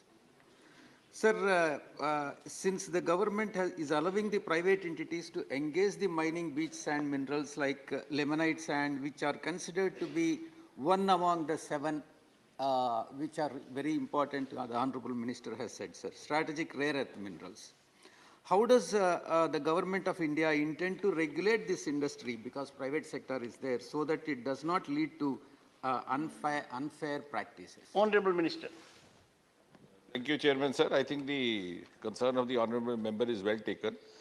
But he would also appreciate that if you go by the sequence of events of the last 7, 8 years or 9 years, there has been considerable improvement. There was a time around 2013-12 when most of the newspapers published from Chennai had every fortnight one or the other news reported about some smuggling happening over there. Because the irony is that out of these 7 minerals, some of the private parties would secure a license to dig out granite for building purposes. But in the garb of that, they would also take out monazite, which is actually required for the thorium, for uranium-233, and therefore for the nuclear reactors. But after this government came in, we have supplemented not only the existing safeguards, but as I said, even we have now started using the other means like space technology, because through space technology, through satellite imaging, you can determine the different shades of the minerals, and any suspicious activity happening there can be detected. Thirdly, I would also, again, coming back to what I was saying in response to the first question, the law and order also pertains to the state government. So we are repeatedly requesting the concerned state governments to be more cooperative, because the police deployment and the other features are under their control. But we are very cautious about it. And regardless of whether it is a private party or a public sector unit, I think the caution remains the same. Shri Ilamaram Karim. Thank you, sir. The strategically important rare earths are available at seashore. Kerala seashore, as you said, it is thickly populated. Whether government has conducted any ecological study, what will be the impact of private concerns mining at the seashore? Whether government has conducted any study? If yes, will you provide a copy to members? If not, before giving permission to private hands for mining, a proper study on ecological impact should be conducted. Honorable Minister. No, I think the honorable member's concern is well taken, but I would like to share with him that this is something which is been there right from the beginning. And we have something called Atomic Energy Regulatory Board, which is the overall umbrella under the aegis of which the IREL also functions. So not only this, even in other issues like this, which require to be guarded or to be monitored, I think the due exercise is done. And wherever the mining is done, in fact, I would rather solicit the support of the cooperation of the public representatives, because some of the places we get undue apprehensions being created in the public mind when we undertake a project. Like, for example, we have a huge source of uranium in northeastern state of Meghalaya, which got stuck up. In Rawalbhata, we were about to put up a plant which has been stuck up for the last 2-3 years or so. And therefore, all the due caution is taken wherever this mining is done, or even the reactor is set up. But it's only the apprehension which happens. Sometimes somebody says that there will be now epidemic of cancers happening or something like that. Though we have provided them studies to the contrary, we did a small in-house survey to see how many scientists working in Bhava Atomic Center died of cancer due to radiations. And you would be surprised, we found none. There were only 2 or 3 unnatural deaths happening, and 1 or 2 cancers which were not related to radiation. So I think it's a responsibility of all of us to allay these fears. In some of the foreign countries now, the mining and the reactors are being established even in the residential colonies or in their close vicinity. Shri, question number 77, Shri Mohammad Nadimul Haq. Question number 77. Sir, a statement is laid on the table of the House. Supplementary one. Sir, the Comptroller and Auditor General of India has pulled up the Ministry of External Affairs for revenue losses and improper financial management in a recently released audit report. So my question is, does the ministry have any planned compensation mechanism in order to recover the revenue losses of rupees 58.23 crores occurred because of misapplication of fees in the OCI card scheme? Honorable Minister. Sir, I would like to inform the honorable member through you, sir. The Ministry of External Affairs extends a number of consular services for passports, visas, consular services, attestations, OCI, PIO. Each of this is a charged service. Now, because these are rendered outside the country, there are rate of exchange issues which come up. Now, these are all services which came up at different points of time. So, typically they were handled, the instructions in each case were sent individually. Now, in 2017, instructions were sent regarding, because whenever there is devaluation or revaluation, there's a refixation of the rate of exchange. In 2017, instructions were sent regarding refixing of the rate of exchange. Now, the CAG paragraph, sir, and I want to say here that my own experience of audit and of CAG, I believe they are a very essential part of good governance. They help us to look at imperfections in our process. So CAG brought to attention two sets of issues. One related to UK. Now, in the case of UK, there should have been, according to the CAG report, a 23% increase in the fees which were charged. But our mission in UK took the view at that point that this would have a very dampening effect on the tourism from UK to India, and therefore limited it to 10%. So they did it for what they considered to be policy reasons. 17 other missions and posts in Europe, in their particular case, they were under the assumption that the instructions applied to visas and not to OCI. So they did not make the necessary changes. Now, when this matter has come to attention, we have actually, before the matter was actually taken up by CAG, sir, we had issued instructions in 2020 to rectify the process. So what we have tried to do is to put systemic checks, because that is the nature of the CAG process. The CAG wants us to make corrections so that such a mistake will not happen again. So we have instituted quarterly reporting, which is monitored through the e-Samiksha process, so that the rate of exchange on all services is monitored quarterly. Every month, the head of the consular wing is also required to report to the head of mission or head of post.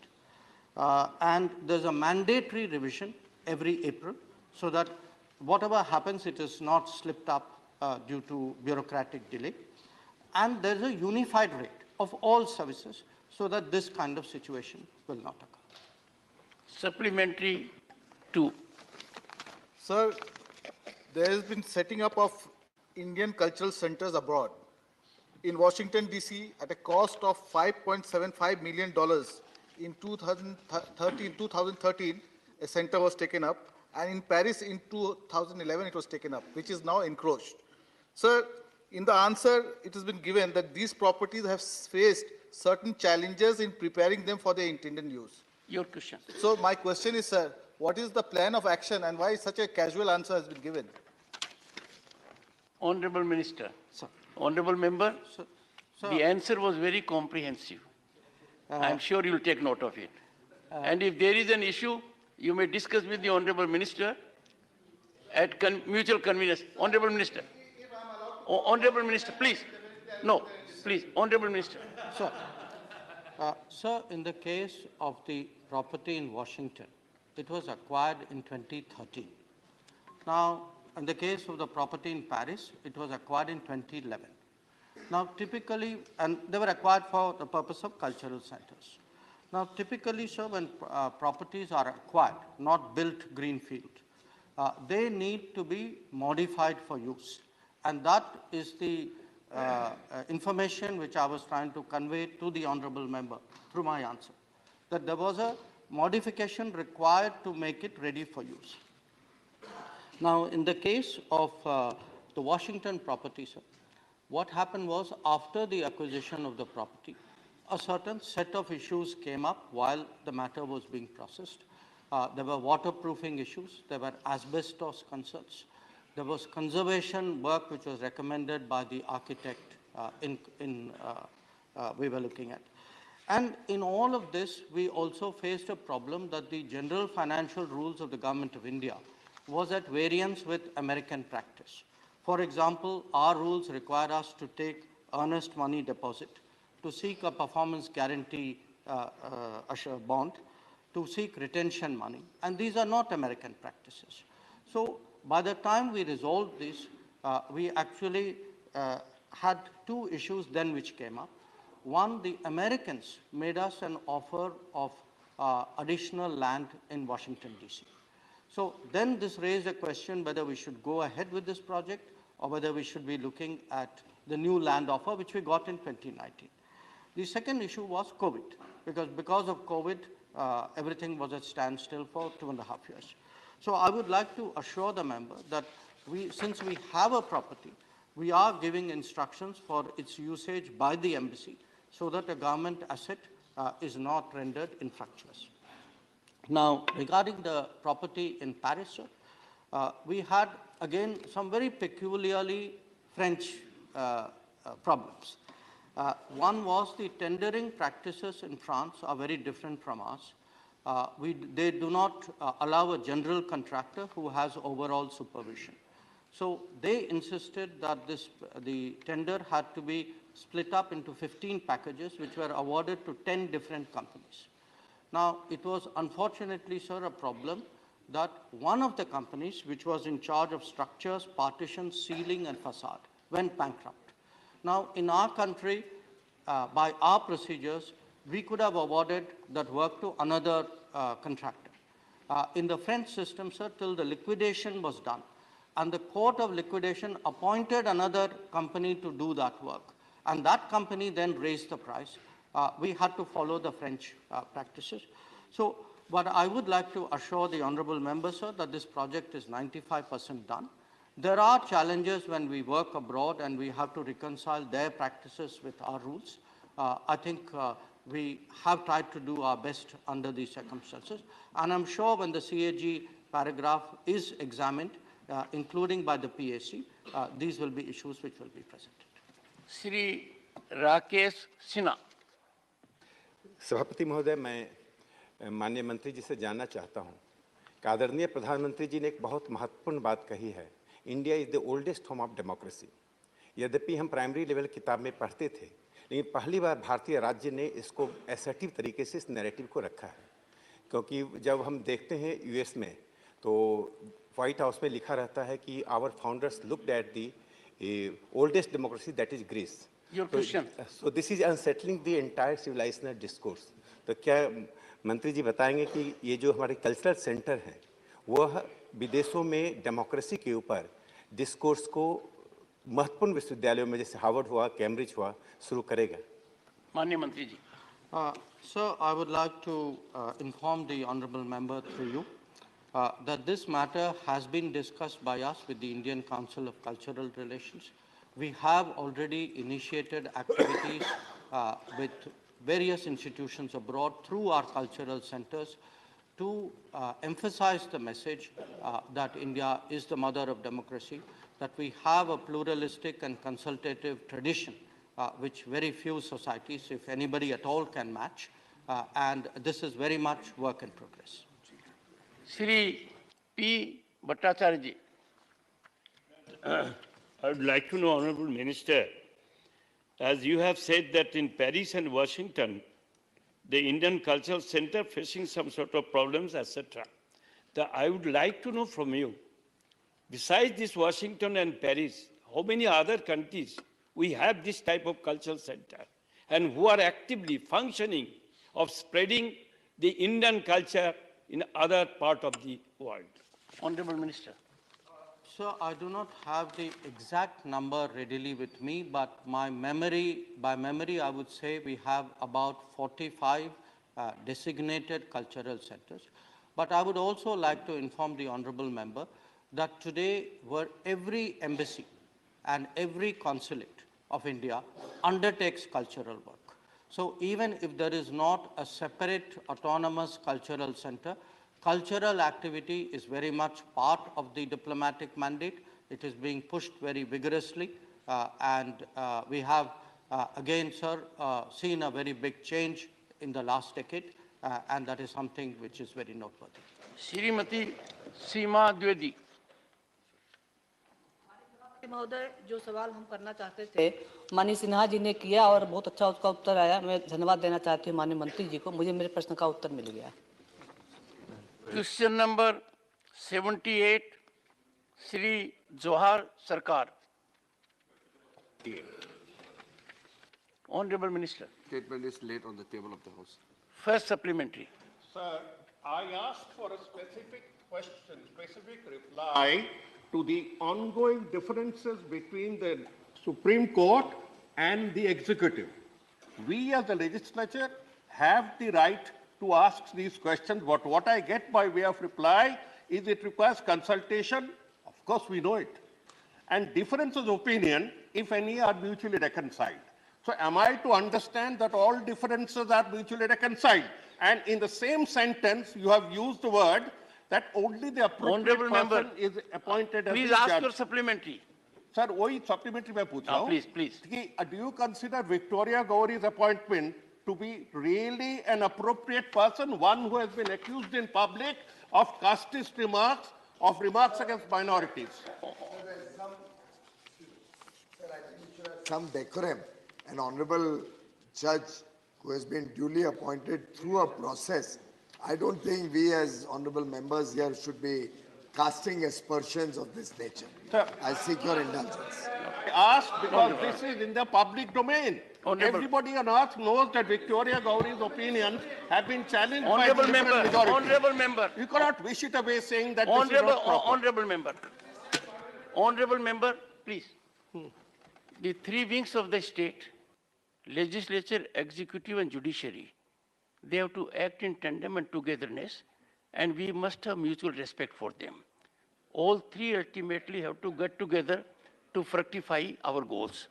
When it comes to judiciary, with respect to which a judgment of the highest court has already come, I'm sure that issue should be kept away.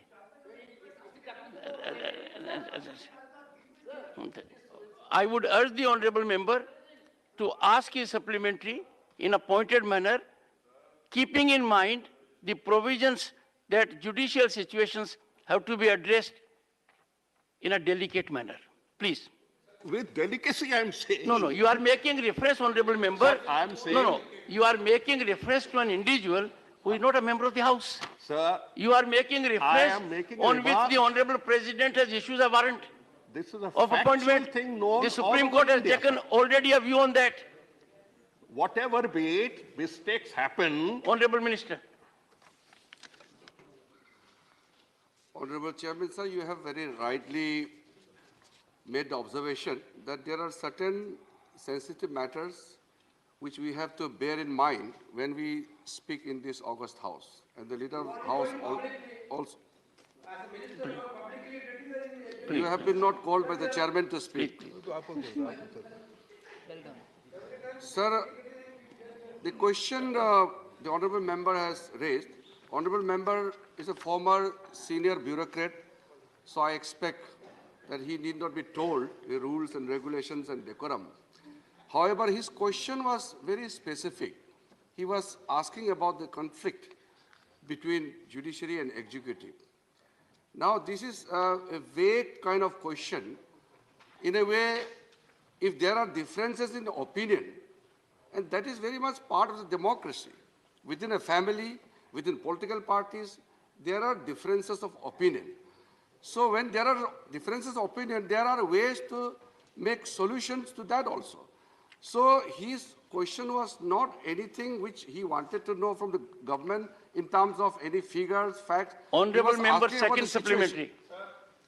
the minister has not replied correctly. I asked for sharp points of difference, not conflict. So don't put words in my mouth. I asked for sharp points of difference. That has not been responded Honorable to. Minister. And sir, one more, sir. One more to this. That he has mentioned about 127 proposals of High Court judges that are lying vacant. When will they be taken up? Honorable 18 Minister. proposals have been rejected. Honorable Minister. Sir, while I am speaking in this house today, there are 210 vacancies in various high courts.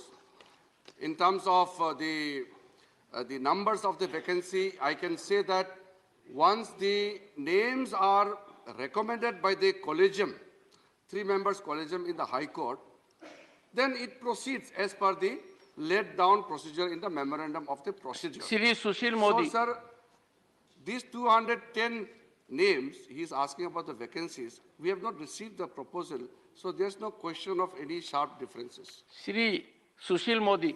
श्रुति महोदय, मैं माननीय मंत्री महोदय से जानना चाहता हूं कि ये बात सही कि 6 जनवरी 2023 को भारत सरकार ने चीफ जस्टिस ऑफ इंडिया को एक पत्र लिखा है और जिसमें यह आग्रह किया कि सर्च कम इवैल्यूएशन कमेटी में भारत सरकार का और राज्य सरकारों का प्रतिनिधि रखा जाए, जिसके द्वारा कॉलेजियम जो जजेस की नियुक्ति की जा सके। Honourable minister. और उसकी क्या स्थिति है? Honourable minister. सर, आपको इस चीज़ का विदित होगा कि 2015 में जब सुप्रीम कोर्ट का कॉन्स्टिट्यूशन बेंच ने इस हाउस के द्वारा पारित किया गया, यूनानिमसली जो पारित किया गया एनजेएसी और 99th कॉन्स्टिट्यूशन अमेंडमेंट एक्ट, दोनों को स्ट्राइक डाउन किया था, तो उसमें कुछ ऑब्जर्वेशंस किए थे और कुछ डायरेक्शंस दिए थे। उसी डायरेक्शन के मुताबिक और उस डायरेक्शन में क्लियरली लिखा है कि जो एग्जिस्टिंग एमओपी को सप्लीमेंट किया जाए, इम्प्रोवाइज किया जाए, और उसी में ये भी कहा गया कि सरकार को पहल करना चाहिए कॉलेजियम के साथ। उसको फॉलो करते हुए मैंने एक पत्र लिखा, लेकिन उस पत्र को कुछ समाचार और पत्र में या किसी एक फोरम में गलत तरीके से पेश किया गया, तो ये न्यूज़पेपर के आधार पर अगर हम लोग यहाँ बात करेंगे तो ये ठीक नहीं रहेगा sir. Shri Tiruchi Shiva. Thank you, Chairman, sir. Sir, my question is very simple but very important. Would the government consider the possibilities of introducing the reservation policy in the appointment of judges? Honorable Minister. Sir, as per the existing policy and provision, there is no reservation in the Indian judiciary. However, I have already reminded all the honorable judges, especially the collegium members, to keep in mind while recommending the names to include the members from backward communities, women, and other categories which are not represented adequately in the Indian judiciary. Shri KTS Tulsi. Honorable Chairman, sir, thank you very much for giving me this opportunity. It's an important issue, and I want to place before this House and before the Minister the statement made by Mr. B.R. Ambedkar with regard to the appointment of judges. It's very important. With this statement, Dr. Ambedkar says, with regard to the question of concurrence of the Chief Justice, it seems to me that those who advocate that proposition seem to rely implicitly both on impartiality of the Chief Justice and the soundness of his judgment. I personally feel no doubt that the Chief Justice is an eminent person. But after all, the Chief Justice is a man with all the failings, all the sentiments, and all the prejudices which we as common people have. And I think to allow the Chief Justice practically veto on the appointment of judges is to transfer the authority to the Chief Justice, which we are not prepared to do, which we are not prepared to veto. Then there is Justice Krishna Iyer, who has expressed himself. So this is in public domain. Your question to the Honorable Minister. No, my second question, with regard to the same issue, is the quotation from Justice Krishna Iyer on the appointment of judges. And Justice Krishna Iyer says, there is no structure to hear the public in the process of selection. No principle is laid down. No investigation is made. and a sort of anarchy prevailed. Is Honorable that right? Minister. Sir, I share and endorse the sentiments made by Honorable Member Tulsi and also what he has quoted from the debates of the Constituent Assembly, especially Dr. B.R. Ambedkar ji. However, we all know how the provisions of the Constitution got changed, especially in the second judge's case, which is known as the Advocates on Records Association versus Union of India case. And that where the word consultation was transferred and changed as concurrence. And further, the President reference was made to seek clarification on the exact meaning of the consultation. And it was elaborated and further expanded in 1998 by introducing the collegium system. So what was transpired in the Constituent Assembly and what was being introduced and which we still practice, there is a big shift. But however, since we are not discussing about the judicial appointment and the matters related to, it will be difficult to respond to the quotes which Honorable Member has made, especially about Justice Krishna Question Iyer number and 79, Shri Mujibullah Khan. 79. Honorable Chairman, Minister. sir, the answer is laid on the table of House. Supplementary one. Thank you sir. मैं राज्यसभा आने के बाद sir पहला star question मेरे भाग्य में पड़ा है। सप्लीमेंट्री। और मेरा सौभाग्य है कि माननीय प्रधानमंत्री जी आज सदन पर मौजूद है, उनके उपस्थिति में मेरे को पूछने का मौका मिला है। मैं माननीय मंत्री महोदय से जानना चाहता हूं कि जो पावर रिएक्टर्स मध्य प्रदेश, राजस्थान, हमारे कर्नाटक और हरियाणा, ये 4 राज्यों में चल रहे हैं। माननीय मंत्री जी उसमें आंसर दिए हैं कि 2031 को ये रिएक्टर्स कंप्लीट होगा। तो मैं माननीय मंत्री से ये जानना चाहता हूं कि ये सब प्रोग्राम एक कब शुरू हुआ था, ये रिएक्टर्स का काम कौन से साल में शुरू हुआ था और कब खत्म होने के लिए टाइम उसका फिक्स किया गया। ऑनरेबल मिनिस्टर, इस बीच में अगर टाइम ज्यादा चले गया है तो कितना हमारा और पैसा एक्स्ट्रा लगा, नुकसान कितना हो रहा है। सभापति महोदय, आदरणीय सदस्य का अभिनंदन है और जो उन्होंने प्रश्न किया उसका उत्तर तो उनको उपलब्ध करवा दिया गया, लेकिन इसमें कोई अनावश्यक विलंब नहीं हुआ है। वास्तविकता यह है कि सन 2017 में मंत्रिमंडल की ओर से स्वीकृति दी गई थी और कुल मिलाकर के 1,05,000 करोड़ की लागत से ये सारे प्रोजेक्ट्स बनने हैं, जिसमें 2 रिएक्टर कर्नाटक, 2 हरियाणा, 2 मध्य प्रदेश, 2 राजस्थान। अब 2031 का जो लास्ट डेडलाइन है वो फेज्ड मैनर में है। उसका अर्थ ये नहीं है कि सारे के सारा फंक्शन उसी साल में होगा, धीरे धीरे फेजेज में ये काम चलेगा, लेकिन ये निरंतर इसकी प्रगति हो रही है। क्योंकि इस सरकार का सन 2014 के बाद प्रधानमंत्री मोदी जी के नेतृत्व में हमने अनेकों ऐसे कारण जो पहले विलंब पैदा करते थे उनकी भी चिंता की है और इसीलिए आपको जानकर के खुशी होगी और आदरणीय सदस्य को भी कि 2013-14 में जब ये सरकार आई थी तो हमारे यहाँ कुल मिलाकर के जनरेशन जो एटॉमिक एनर्जी की होती थी वो थी 35,333 मिलियन यूनिट, जो आज बढ़कर के 47,112 हो गई। अर्थात 60-65 वर्ष में हम केवल 35,000 तक पहुंचे थे और 8 वर्ष में हम 12,000 की उसमें इजाफा हुआ। इसी प्रकार, और ये इसलिए संभव हुआ कि अनेकों ऐसे निर्णय लिए गए प्रधानमंत्री जी के द्वारा जो आउट ऑफ बॉक्स भी थे, पाथ ब्रेकिंग थे। उदाहरण के तौर पर 3,000 करोड़ रुपए का बजट रखा गया exclusive for atomic energy for 10 years. इसके अतिरिक्त ये तय किया गया कि हमारी जनरेशन कैपेसिटी सन 2025-24 तक 3 गुना बढ़ करके हो जाएगी। अक्सर ये हमारे रिएक्टर प्लांट्स और न्यूक्लियर प्लांट्स सीमित थे दक्षिण के कुछ राज्यों तक या पश्चिम महाराष्ट्र में, उनको देश के दूसरे हिस्सों में भी ले जाने का काम शुरू हुआ। जहां हम खड़े हैं इससे कोई 150 किलोमीटर की दूरी पर हरियाणा में गोरखपुर नाम के स्थान पर हमारा एक प्रोजेक्ट अगले 2 वर्ष के भीतर वो भी फंक्शनल हो जाएगा।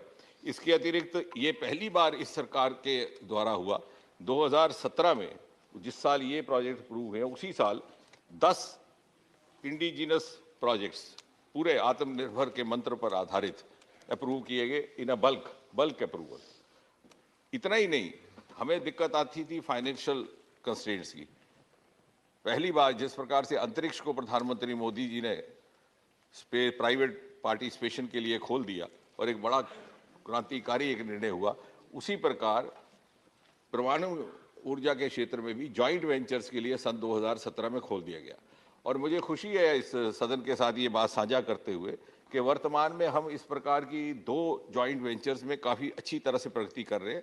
एक हमारी एनटीपीसी के साथ है जो नेशनल थर्मल कॉरपोरेशन है, और दूसरा इंडियन ऑयल के साथ। तो कहने का तात्पर्य ये कि बहुत तीव्र गति से, यदि आप मुझे कहें तो मैं कुछ और भी लेकिन शायद समय की मर्यादा रहेगी।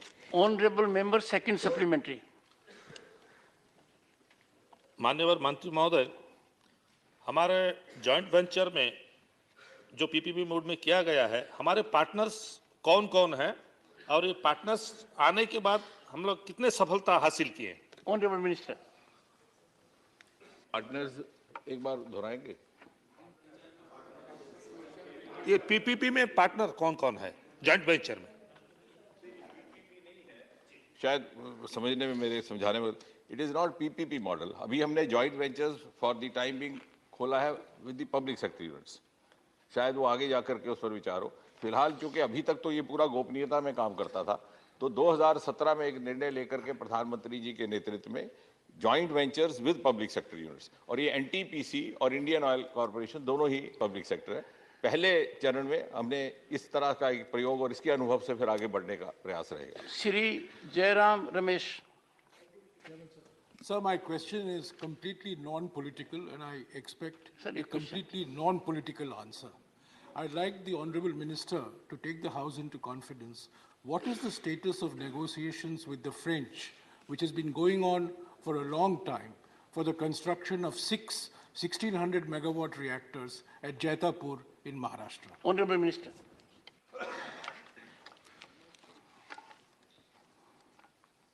No, I think the question, as desired by the honourable member, he has desired a non-political response. But the question itself is laced in politics, because so much of the conflict of response, the views on the two sides happened because of certain geopolitical reasons. But we are very earnestly trying to sort it out, and we are moving forward.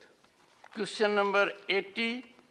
Shri Kanak मेडाला Ravindra Kumar. Absent. Minister. Honourable Minister.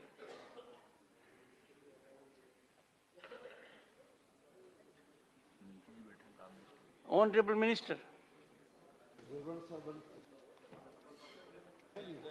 Honourable Minister, question number 80. Okay.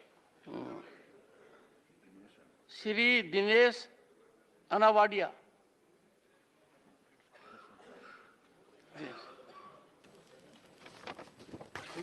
धन्यवाद माननीय सभापति महोदय जी। मैं गुजरात से आता हूँ और आपके माध्यम से माननीय मंत्री जी से ये जानना चाहता हूँ कि 1 फरवरी 2023 की स्थिति में गुजरात के उच्च न्यायालयों में विलंबित मामलों का ब्यौरा दीजिए। Honourable minister.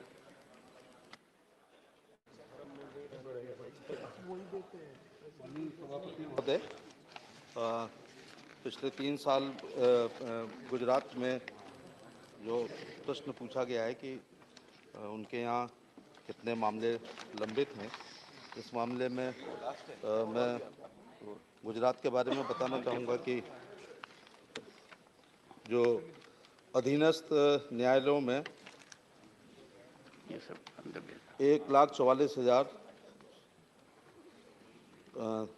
14,47,459 मुकदमे जो है लंबित हैं, और जहाँ तक गुजरात में हाई कोर्ट आपका जिले के मामले में या हाई कोर्ट के मामले में? जी जी।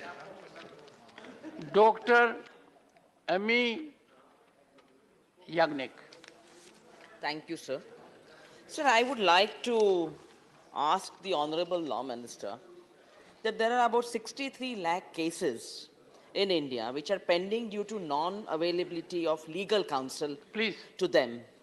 Does the government intend to expand the panel of lawyers appointed by the National Legal Services Authority to provide free legal aid to a wider range of these eligible litigants who do not have representation by a lawyer? Honorable Minister.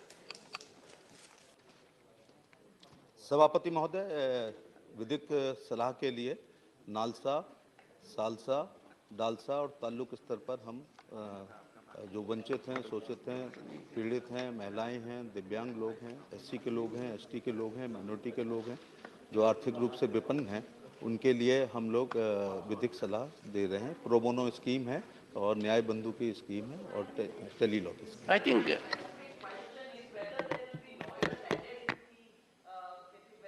Also, I will appoint more lawyers for these kind of people. it was not audible, but response I is there. think the answer was not correct. And you both being from this, you can get in touch with the Honorable Minister. So the intention is to come from the Honorable Law Minister. And the paralegal volunteers are being expanded, and we have already stated that from last year, we are even giving free legal aids for providing pro bono services. The fees are provided with the government. This is a great effort to ensure that poor people get justice at a very, very cheap rate or free, of course, if possible. It required a high decibel response. Dr. Shantanu Sen. Thank you, sir. Sir, as a law-abiding citizen, I am really worried, as because there is a prevailing public perception because of certain events and certain statements that our government is trying to have a direct control over the judiciary. My question before my learned minister is, what step is being taken by our government to clear this confusion amongst the common people at large? Honorable Minister. सभापति महोदय, जैसे आपने ही अपने विचार व्यक्त करते हुए कहा था कि डेमोक्रेसी के 3 पिलर हैं, कार्यपालिका, विधायिका और न्यायपालिका। तीनों के अपने अधिकार हैं, तीनों के कर्तव्य हैं और कोई भी लक्ष्मण रेखा का उल्लंघन नहीं करता है। तो इसलिए सबके अपने सीमाओं में हम लोग काम करते हैं और कुल मिलाकर हमारा उद्देश्य है कि अंतिम व्यक्ति को न्याय मिल सके।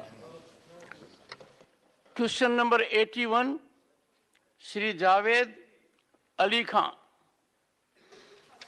Honorable Minister. Supplementary one, Honorable Member.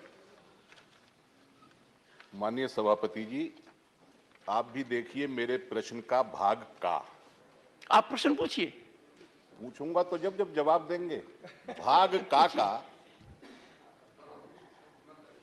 एक भी जवाब, एक शब्द भी उसके जवाब में नहीं लिखा गया है।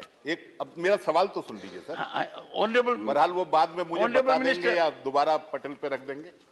नहीं, ऑनरेबल मिनिस्टर तब पटल पर रखा था, अब बताएंगे। Honourable minister. सभापति महोदय, हमारे जो माननीय सदस्य हैं उनका स्पेसिफिक प्रश्न था कि all India consumer price index जो सरकार तय करती है उसमें जो वेटेज के मानक हैं वो क्या है। ऑल इंडिया और मैं उनको ये बताना चाहूँगा, कि इसके जो मानक हैं 1941 से प्रक्रिया शुरू हुई है। श्रम मंत्रालय के द्वारा 2016 के इंडेक्स को बनाया गया है। हमने 2016 के इंडेक्स के 16 का जो इंडेक्स बनाया उसमें मानकों में वृद्धि करी है। उसमें जो यूनियन और स्टेट जो संख्या थी उसको 25 से बढ़ा करके 28 किया है। कवरेज जो 78 था जो सेंटर्स का उसको बढ़ाकर 88 किया है। इसके अतिरिक्त उसके कवरेज के जो मार्केट्स जो क्षेत्र थे उनको हमने इंक्रीज़ किया है और उसके साथ ही साथ सैंपल साइज़ को भी बढ़ाया है। ये जो मानक इकट्ठे किए जाते हैं, ये मानक औद्योगिक जगत के जो 7 क्षेत्र हैं, उन विभिन्न क्षेत्रों से किए जाते हैं और अब उसमें पहले 392 उसमें कमोडिटीज़ थी, उनको बढ़ाकर अब 465 किया गया है और उसके द्वारा ही इस वेज का निर्धारण होता है। Honourable member second supplementary. Sir, अगर आप मेरे प्रश्न से और उत्तर से संतुष्ट हैं तो फिर मजबूरी में मुझे भी संतुष्ट होना पड़ेगा, क्योंकि आपका आदेश तो please ask your supplementary. Sir माथे है। मैं माननीय मंत्री जी से ये जानना चाहता हूं कि वित्त मंत्रालय के अनुसार मई 2022 में जो थोक मूल्य सूचांक WPI महंगाई का था, वो पिछले 30 वर्षों में सबसे अधिक था।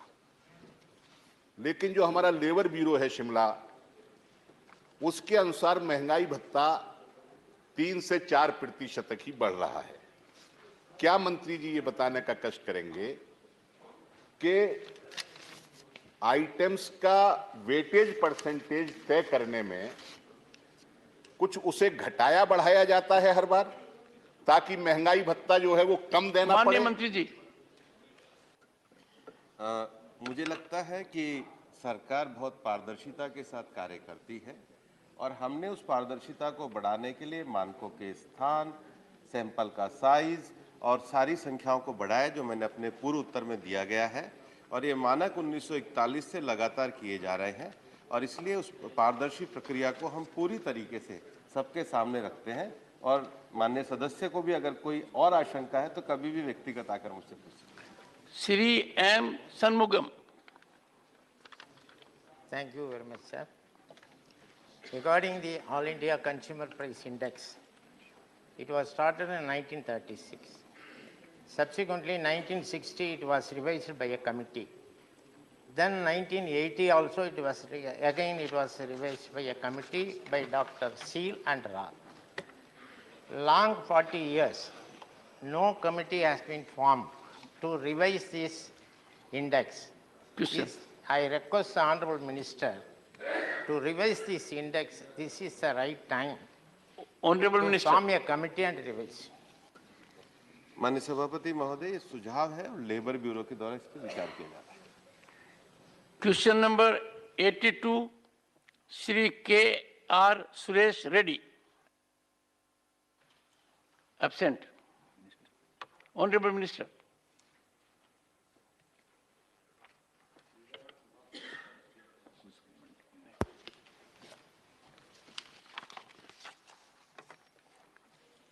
Question number 83 doctor Fauzia Khan. Question number 83, sir. उत्तर सभा पटल पे रखा गया। Honorable member supplementary 1. Sir, I want to ask the minister through you, that these animals from the forest, they come into non-forest areas, and the farmers, to protect their crops, they put up these fences illegally electrified. And because of that, so many tigers and leopards and even humans are being killed. So, because the farmers have to protect their fields, sir, my suggestion to the government would be, can they come up with a scheme where DC current fences are given to farmers, the way you give solar panels and all that. So with this, the farmer's farm will also be protected and animals and humans will also be not Honorable killed. Minister. माननीय सभापति महोदय, माननीय सदस्य ने सही कहा है कि दिन प्रतिदिन हमारे जो ह्यूमन एनिमल जो कॉन्फ्लिक्ट हो रहे हैं, उसके कारण इस प्रकार की घटनाएं घट रही है, उनकी संख्या भी मैंने दी है। जहां तक आपने सुझाव दिया है, निश्चित रूप से हमारे विभाग के द्वारा 6 फरवरी 2021 को एक व्यापक गाइडलाइन सभी स्टेट को दी गई है।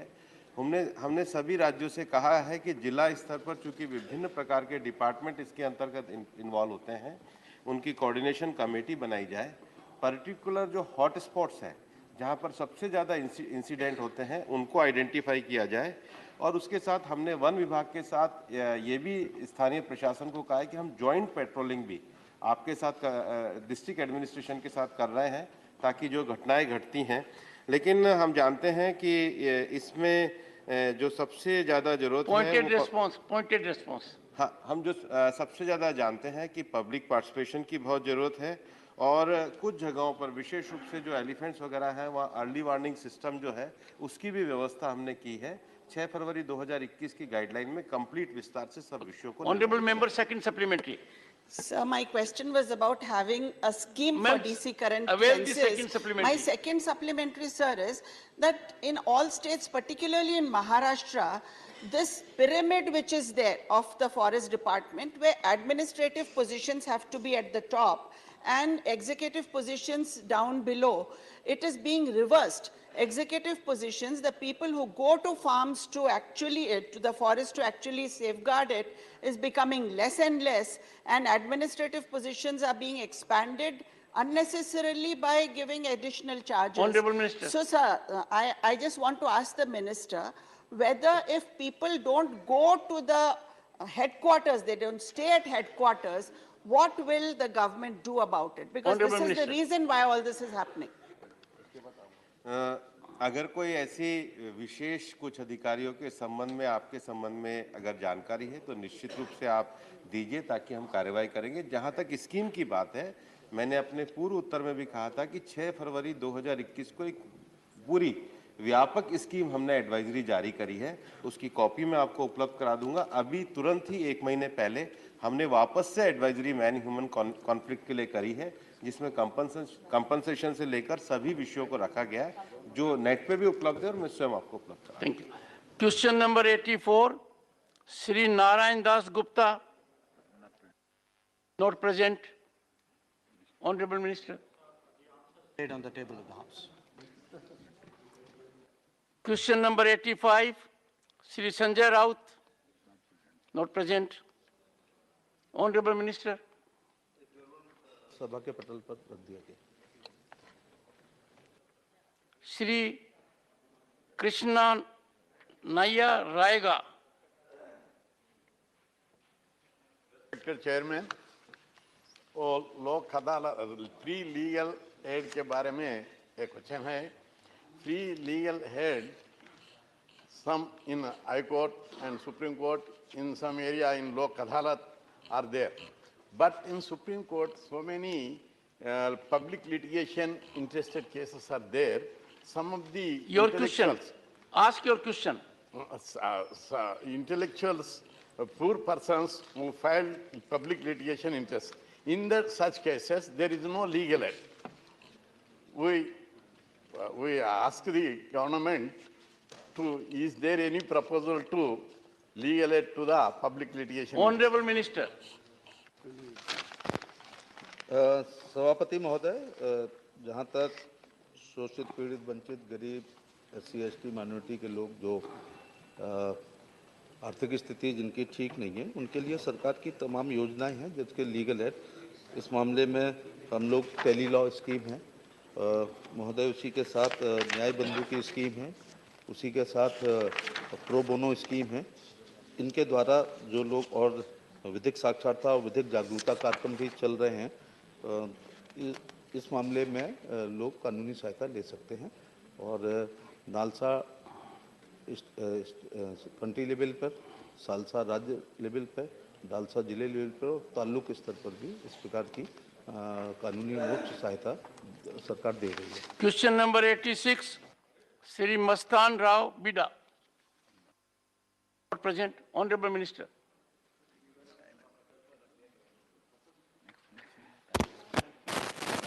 Honorable members, on the motion of thanks on Honorable President's address, opportunity was given to all sections of the House. However, in the category of nominated members, as Sri Ghulam Ali availed the maiden speech time, I will accommodate one more member at their request. 10 minutes will be given to a member in this category at 2 p.m. and thereafter there will be reply by the Honorable Prime Minister. Nominated.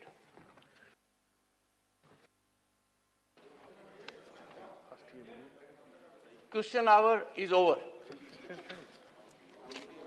Honorable members' house stands adjourned to meet at 2 p.m. today.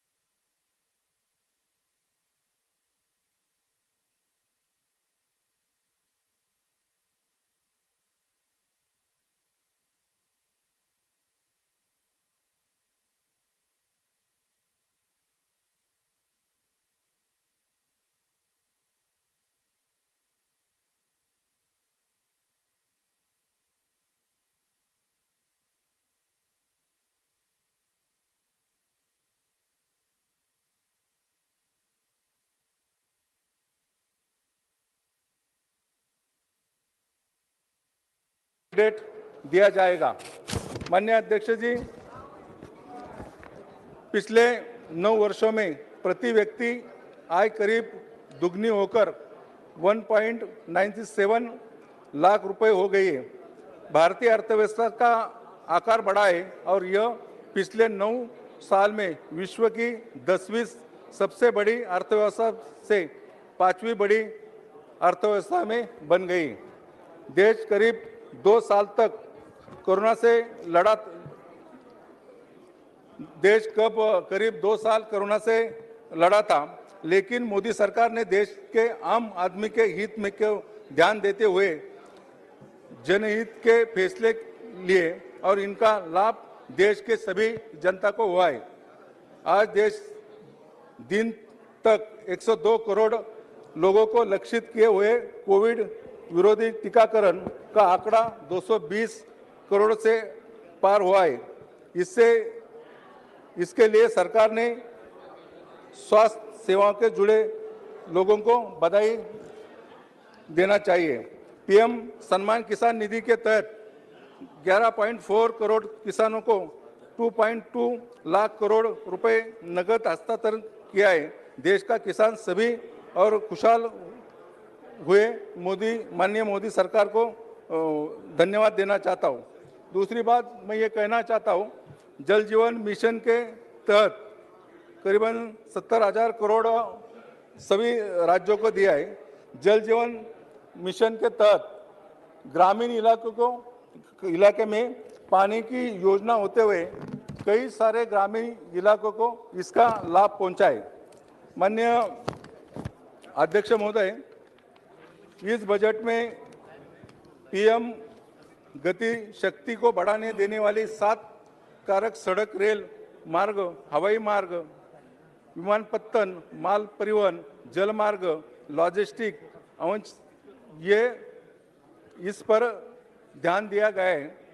अध्यक्ष जी, PM गति शक्ति master plan के दायरे में आर्थिक बदलाव के सभी 7 कारक निर्माण, बहुपक्षीय कन्वर्टिंग और लॉजिस्टिक के दायरे में आए। राष्ट्रीय अवनचरण पाइप लाइन में 7 कारकों की जुड़े इस परियोजना का लाभ सब देशवासियों को हो जाएगा। माननीय अध्यक्ष जी, राष्ट्रीय नेटवर्क में 2022-2023 में 25,000 किलोमीटर का विस्तार किया गया है, जिसके लिए राष्ट्रीय राज्यमार्ग नेटवर्किंग में विस्तार करीबन करने के लिए 20,000 रुपए जुटाए जाएंगे। इसमें देश का चौमुखी विकास होगा। अध्यक्ष जी, एक समय इस देश में आधारभूत सुविधा में कमी होती थी। देश में राष्ट्रीय राजमार्गों का कमी होती है। श्रद्धेय अटल बिहारी वाजपेयी जी ने एनडीए सरकार में ये यशस्वी कदम उठा। इसके बाद माननीय प्रधानमंत्री नरेंद्र मोदी जी ने इस निर्माण में गति दी और माननीय नितिन जी गडकरी के नेतृत्व में आज देश में सीमाओं तक वर्ल्ड क्लास सड़कों का निर्माण हुआ है। एक समय था कि देश में सीमा पर सड़क का निर्माण नहीं था। आज यह सरकार द्वारा यह मानांकन बढ़ा है। माननीय अध्यक्ष महोदय, पिछले 8 वर्षों में राष्ट्रीय महामार्गों की लंबाई में करीब 50% वृद्धि हुई है। अप्रैल 2014 में राजमार्ग की लंबाई 91.287 किलोमीटर बढ़कर 2021-22 में 1,40,995 किलोमीटर हो गई है। कुल बजटीय करीबन 5.5 गुना वृद्धि हुई है। आज भारतीय राजमार्गों की चर्चा दुनिया भर में हो रही है। ये सिर्फ मोदी जी के नेतृत्व में ये माननीय नितिन जी गडकरी ने करके दिखाया।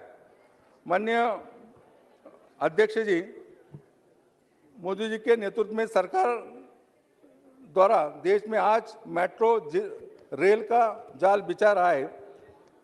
यह बजट में पिछले बजट की तुलना में अधिक राशि का प्रावधान किया है। माननीय अध्यक्ष जी, एक साथ जब रेल कोच का आयात करते थे, लेकिन आज हम वर्ल्ड क्लास कोचिंग का निर्माण देश में करते हैं। अध्यक्ष जी, मोदी के नेतृत्व में देश अगले 3 साल के दौरान 400 उत्कृष्ट वंदे भारत रेलगाड़ियों का निर्माण देश में करेगी। साथ ही अगले 3 साल के दौरान नई मल्टी मॉडल लॉजिस्टिक के लिए 100 पीएम गतिशक्ति कार्गो टर्मिनल विकसित किए जाएगी।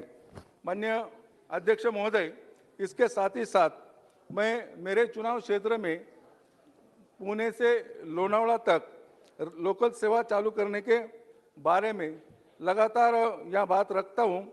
केंद्र सरकार द्वारा इसमें जल्दी से जल्दी अगर सहायता देगी तो निश्चित रूप से ये मार्ग भी बनेगा। दूसरा, कर्जत से पनवेल और पनवेल से उरण तक का मार्ग धीमे गति से चल रहा है, तो ये मार्ग पर रेल विभाग द्वारा ध्यान देने की आवश्यकता है। माननीय अध्यक्ष जी, मैं आपके माध्यम से केंद्र सरकार का ध्यान कुछ जरूरी मुद्दे पर आकर्षित करना चाहता हूँ। देश में रिटायर कर्मचारी की संख्या करोड़ों में। सरकार की और उन को दी गई राहत प्रदान नहीं की जाती है। सरकार पेंशन राशि पर इनकम टैक्स वसूल करती है। माननीय फाइनेंस मिनिस्टर ने 2023 के बजट में घोषणा में वरिष्ठ नागरिकों की बचत लिमिट को 1 लाख से 5 लाख रुपए से बढ़कर 30 लाख किया है, जिसका मैं अपनी पार्टी की तरफ से स्वागत करता हूं। परंतु इस बचत पर कमाए ब्याज पर जो टैक्स देना होता है उस पर कोई विचार नहीं किया गया है। पिछले बजट में 75 साल के ऊपर के वरिष्ठ नागरिक को ITR दाखिल करने पर एग्जेंस किया है, पर उनकी ब्याज में कई कमाई पर TDS कट नहीं कट नहीं लेगी। जब ITR भरने पर TDS कैसे वापसी मिलेगी? माननीय अध्यक्ष महोदय, 70 साल के आयु के बाद वरिष्ठ नागरिक मेडिकल बीमा के लिए पात्र नहीं है। इसमें सरकार ने ध्यान देने की आवश्यकता है। माननीय अध्यक्ष महोदय, ये बजट गए 9 साल का कार्यकाल का माननीय मोदी जी के बजट का एक सर्वोत्तम बजट है। इसमें सभी लोगों पर ध्यान दिया है, जैसे कि गरीब हो, किसान हो, कर्मचारी हो, इस पर सरकार ने ध्यान दिया है। एक अच्छा और सराहना बजट पेश किया है। माननीय वित्त मंत्री, माननीय प्रधानमंत्री का मैं धन्यवाद करता हूँ। एक अच्छा बजट यहाँ पेश हुआ, उसका स्वागत भी करता हूँ। श्री महाबली सिंह जी।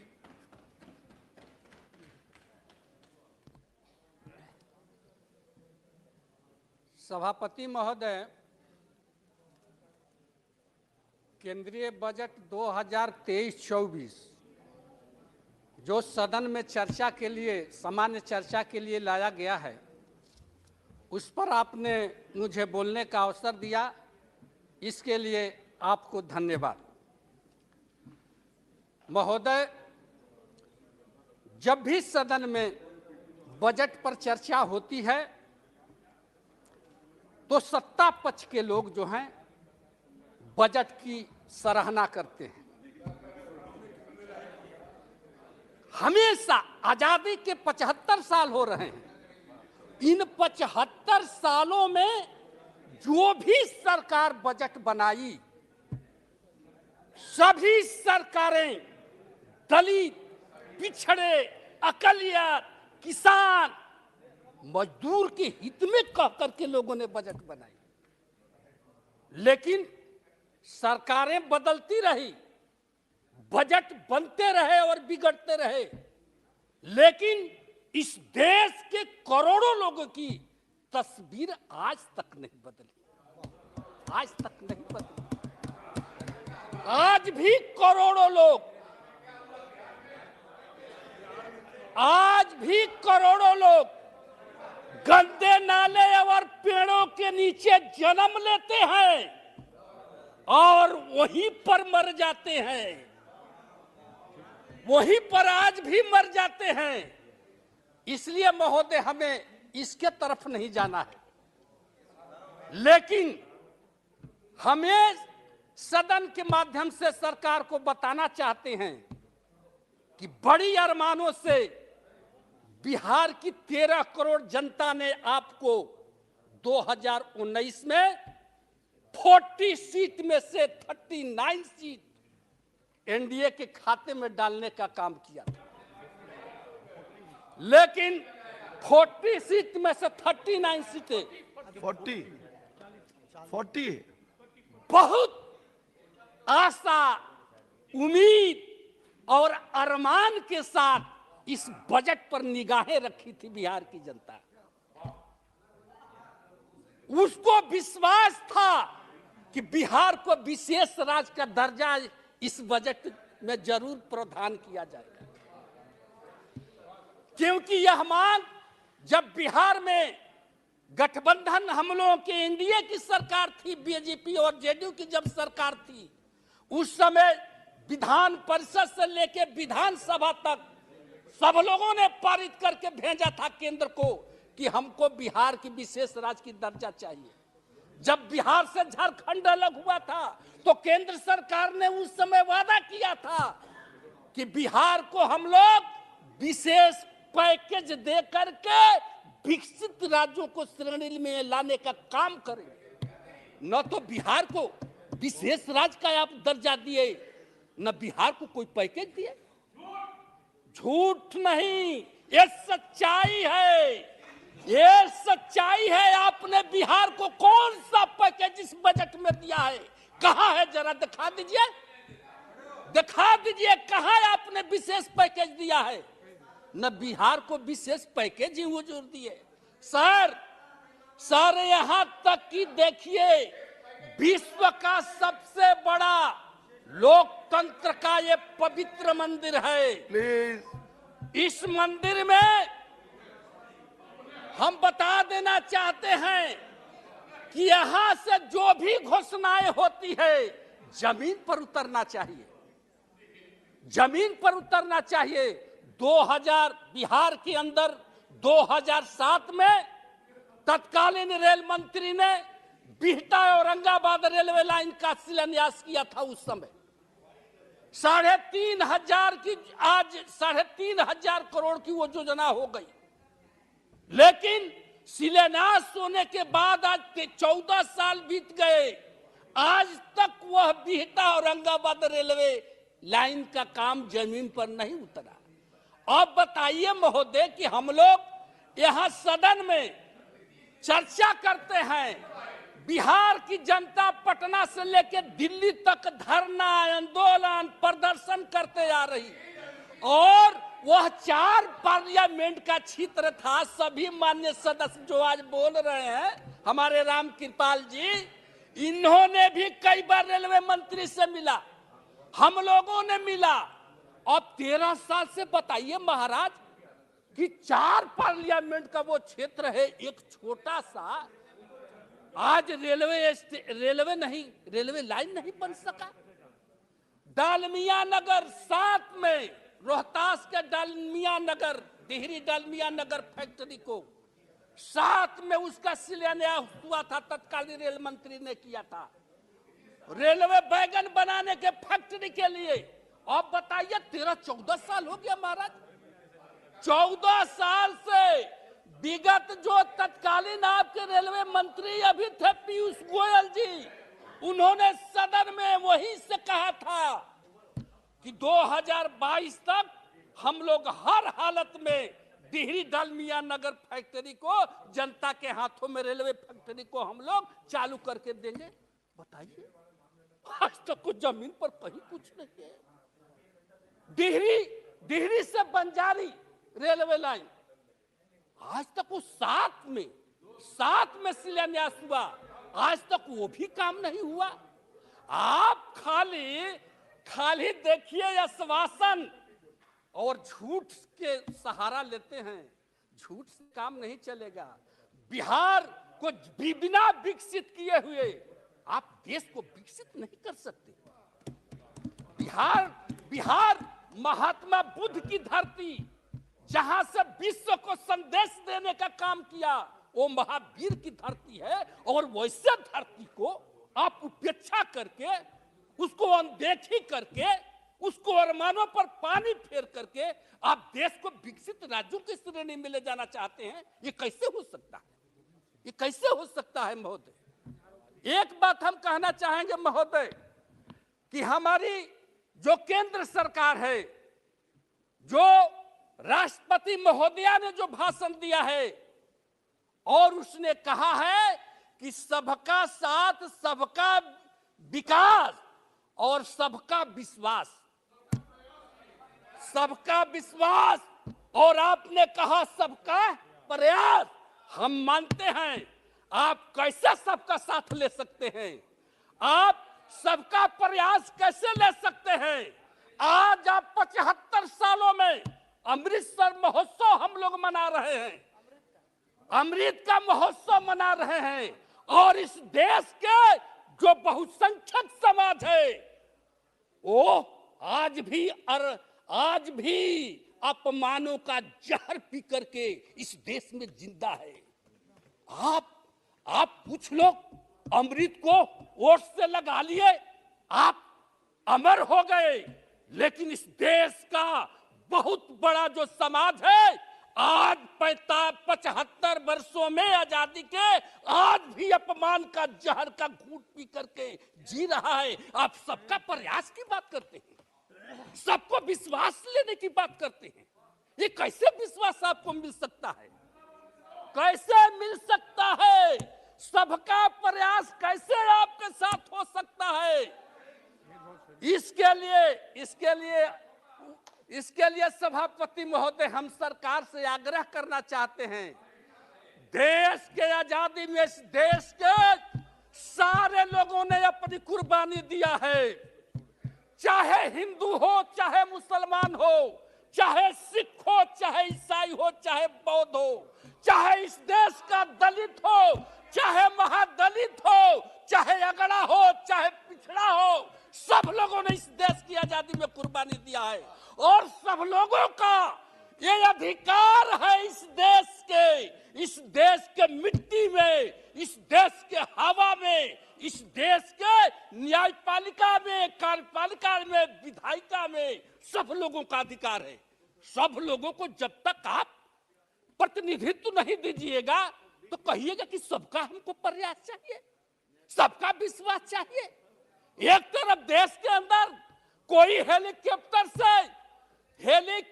से जाकर के शादी विवाह अपनी बहू बेटियों का करता है, और इस देश के अंदर दलित, आज भी दलित जो है घोड़ा पर चढ़कर अगर शादी करने जाता है तो उसको आप उतार देते हैं और कहते हैं कि सबका साथ चाहिए, सबका साथ चाहिए। ये कैसे हो सकता है? इसके लिए एक उपाय है सभापति महोदय, अगर हमारी केंद्र सरकार अगर चाहती है कि सबका प्लीज बैठ जाइए, अगर प्रयास आपका जब अवसर है तब बोलिएगा। तो एक ही उपाय है महोदय कि जो इस देश में सामाजिक जो व्यवस्था है यह गैर बराबरी व्यवस्था है, और यह व्यवस्था जैसे आरएसएस प्रमुख भागवत जी ने कहा कि इस देश में जाति कोई भगवान ने नहीं बनाई है, आदमी ने बनाया है। तो हम उन लोगों से कहना चाहते हैं कि अगर आप सबका साथ, सबका विकास, सबका प्रयास चाहते हैं, इस देश को विश्व में सबसे महाशक्ति और विकसित राष्ट्र बनाना चाहते हैं, तो एक काम तो देखिए करना होगा। एक काम क्या करना होगा कि या तो जो लोग गैर बराबरी व्यवस्था के तहत जो लोग नीचे गिराए गए हैं जात पात के नाम पर, उन लोगों को आपको ऊपर उठाना होगा, और उनको ऊपर उठाने के लिए उनको ऊपर उठाने के लिए न्यायपालिका, कार्यपालिका, विधायिका और देश के सीमा में जितने रेजिमेंट हैं उसमें सब लोगों को भागीदारी देना होगा, सब लोगों को भागीदारी देना होगा, सब लोगों को भागीदारी देना होगा। अगर आप भागीदारी देना चाहते हैं तो उसके लिए एक काम और करना होगा। अब समाप्त कीजिए जी। अरे महोदय, हमारा 20 मिनट का टाइम है। और भी वक्ता है आपके दल के, प्लीज, का समय है महोदय, आपके दल के और भी मान्य सदस्य हैं, इसलिए महोदय आपको सबको जब हिस्सेदारी देना होगा तब इस समाज में शांति व्यवस्था कायम होगी और सब लोगों के अंदर देश के प्रति ममता होगा। तो इसलिए उसके लिए एक काम करना है कि देश के अंदर आप जातीय जनगणना कराइए, देश के अंदर जातीय जनगणना कराइए। जब इस देश का जब जानवर की गिनती हो सकती है, इस देश में शेर, भालू, चीता, भेड़िया की गिनती हो सकती है, उसकी जनगणना हो सकती है, जानवरों की हो सकती है, तो तब मानव की जनगणना क्यों नहीं हो सकती है? और जब तक जनगणना नहीं होगा तब तक ये पता नहीं चलेगा सभापति महोदय कि कौन जाति की इस देश में कितनी संख्या है। और जब तक संख्या उनकी गिनती नहीं होगी तो उनको हिस्सेदारी और भागीदारी ये सरकार कैसे दे सकती है, कैसे दे सकती है? तो इसलिए जातीय जनगणना कराना जरूरी है, ताकि जब बात उठती है हक की, हिस्सेदारी की, इस देश में आरक्षण की बात उठती है तो सुप्रीम कोर्ट कहता है कि सरकार ने सरकार ने जातीय जनगणना नहीं कराई है कि कौन सी जाति की कितना आबादी है, तो हम उनको आरक्षण कैसे दे सकते हैं? सुप्रीम कोर्ट कहती है कैसे दे सकते हैं? तो इसलिए ऐसा नहीं हो सकता। जब इस देश के अंदर जब अगर विकसित राष्ट्र बनाना चाहते हैं, सबका साथ, सबका विकास, सबका प्रयास और सबका विश्वास जीतना चाहते हैं, तो जातीय जनगणना कराइए और जो जितनी जातियां जिनकी आबादी है उस हिसाब से उनको भागीदारी दीजिए, तब जाकर के विकसित राष्ट्र बन सकता है महोदय। इसलिए महोदय हम इस समान चर्चा पर एक बार सदन के माध्यम से सरकार से Thank you, Mr. Chairman, sir.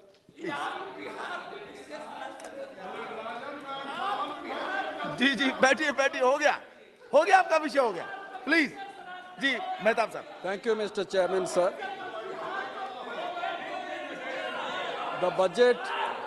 कुछ रिकॉर्ड में नहीं जा रहा है, प्लीज बैठ जाइए, प्लीज बैठ जाइए। Report. जी आदरणीय मेहताब साहब। It basically reflects the plan and program of the country and of the nation. So when something is said that it is only an accountant's job, I don't believe in that type of comment. There have been umpteen reasons to be apprehensive in 2023, more so while waiting for the budget. US Federal Reserve's unbridled aggression, rising cost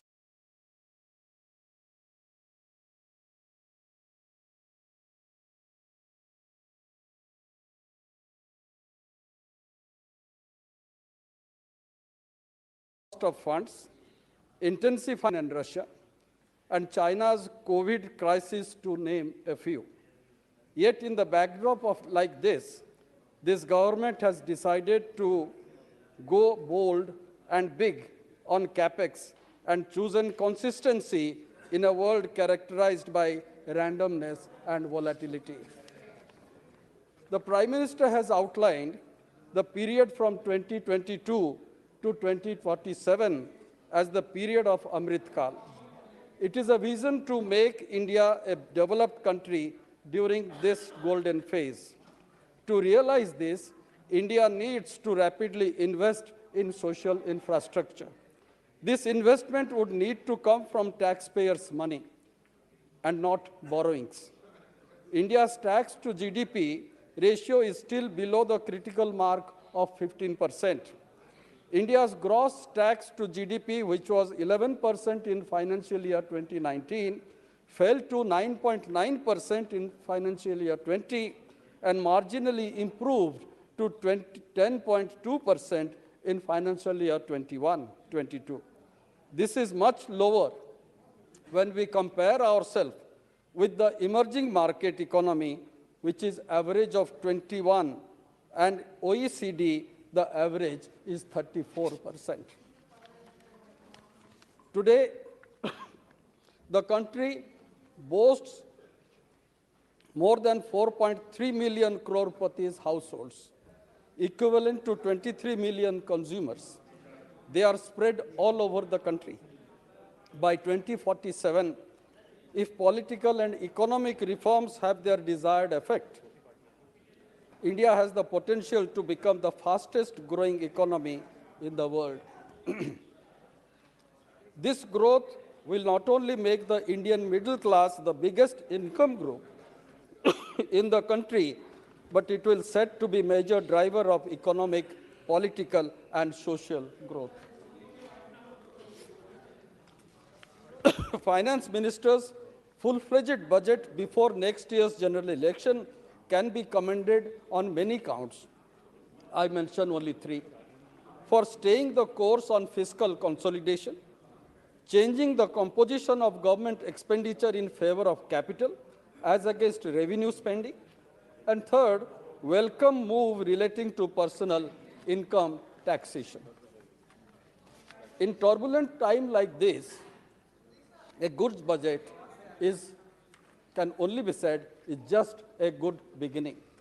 The turmoil in the global economy is likely to continue as the impact of higher interest rates, shows up in weaker demand for consumption and investment. Geopolitical tensions continue to disrupt every supplies and trade. As the resilience of the domestic economy gets tested by global headwinds, deft fiscal maneuvers is necessary, like they were this year. Now, coming to the basics, sir, there is need for some answers. PM Kisan allocation is 13.33%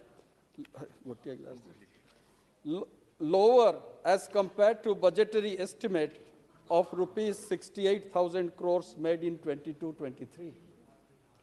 The revised estimate of 22-23 was reduced to 60,000 crores, no doubt, but in 21-22, an actual expenditure was rupees 68,825 crore, which was incurred on the PM Kisan. The figure is there for all of us to see. Should we believe that people have moved from farming to some other avenues for better? Or should we believe that they have been pauperized and have become daily wage earners? On MGNREGA, this generated an all-time high, 389 crore person days of employment in 21-22. 363 crores in 21-22. Even this fiscal's project is 290 to 300 person days will exceed the 265 crore plus generated in 29-20 and 2018 and 19. It is a demand-driven scheme. Whenever we make this point, always it is said it's a demand-driven. But here the figure shows how it has met. The budgeted amount this year is 60,000 crores. The question is, how realistic is the assessment? If the next southwest monsoon is normal and the non-farm economy timely recovers, MGNREGA may not require any additional funding. Till then, do we have to keep our fingers crossed? Coming to free food distribution scheme, and this is a scheme which we have all experienced, moderated income inequality in many states. Pradhan Mantri Garib Kalyan Yojana played a key role in keeping extreme poverty in the country at the lowest level. We didn't hear a single death because of hunger, because of this program. IMF report says extreme poverty was at the lowest level of 0.8% during the pandemic hit 2020. SBI study, State Bank of India study, has analyzed that several government transfer payments for the poor are adding rupees 75,000 to a household per annum. But I would like to draw the attention of the government to the design flaw, as ration records have not been updated since 2011 onwards. More than 40% of India's population is currently excluded from National Food Security Act. 40%. In many villages and slums, the most marginalized castes and communities are often without NFSA ration cards. However, states like Odisha, Tamil Nadu, Rajasthan, West Bengal and Chhattisgarh have either universalized or substantially expanded coverage with state cards. Sir, here I would like to remind the government about the Supreme Court judgment of last August, that is 2022, which has had directed the Union government to expand National Food Security Act coverage. Nothing has happened till now. Nothing has happened. And the answer that comes from the government is, let the census be over. Despite Supreme Court's direction, based on population projection, at least 100 million beneficiaries, especially children born in the last decade, are missing from the ration list. Where are they going to be? When are they going to be covered under NFSA? I come to another very important issue, where Odisha has been affected to a very great extent. I'll first put the figure of the budget, where food subsidy in Food Corporation of India under National Food Security Act, the revised estimate of 22-23 was 2,14,596 crores. This budget is 1,37,207 crores. There is a drastic cut. On food subsidy for decentralized procurement of food grains, 72,283 crores, which has come down to 59,793 crores. The government may say, because we have withdrawn Pradhan Mantri Garib Kalyan Ann Yojana, there is no need to procure more. And here actually the catch lies. The catch is Odisha produces more than 72 million tons of paddy. And we purchase, FCI plus state government purchases the whole amount from the farmers, because to help the farmers at the MSP rate. Very few people keep rice for their own consumption. Other than that, the rest is purchased. What will happen there? Now already Odisha government is purchasing, but union government is not purchasing any paddy at all. No rice. Earlier, rice was being moved through Kerala to Tamil Nadu and also to the northeast. Now that is also not being done. Why this type motherly attitude to Odisha? That is the question which I would like to put. With this curtailment of or minimizing the purchase, who are the states which are getting affected? Odisha is the major state which is getting affected. And I would like to say, FCI is not taking parboiled rice. Corporation is not making payments to Odisha, though that is due in there. Sir, this budget is of 45,397 crores, and which is an increase of 7.5%. That is laudable, as I had said earlier. But what is the position? The position is, as I would say, there is a structural problem with our budget. More than 40% goes for the interest, to cover the interest. 30% goes on salary. So are we correcting it to a certain extent? No, not much. We don't see any light from this budget. And I'm also reminded of another point, sir. You are aware, most of us are also aware. Are we at any point of time talking about Sahara India? 13 crore people had invested in that. What has happened? Doesn't government have any responsibility? We will say it is sub judice, Supreme Court is taking over, SBI is looking after it. But who is caring for these people, 13 crore people who had invested? No, not a single reply is coming from the government. Sir, coming to health issue, I would just deal with investors are 13, large number of people are affected.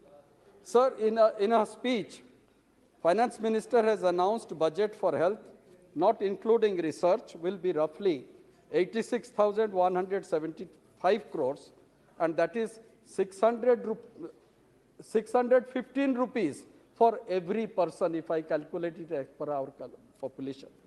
This is a 2.7% increase from the previous year and lower than the rate of inflation. In real terms, the health spending has declined.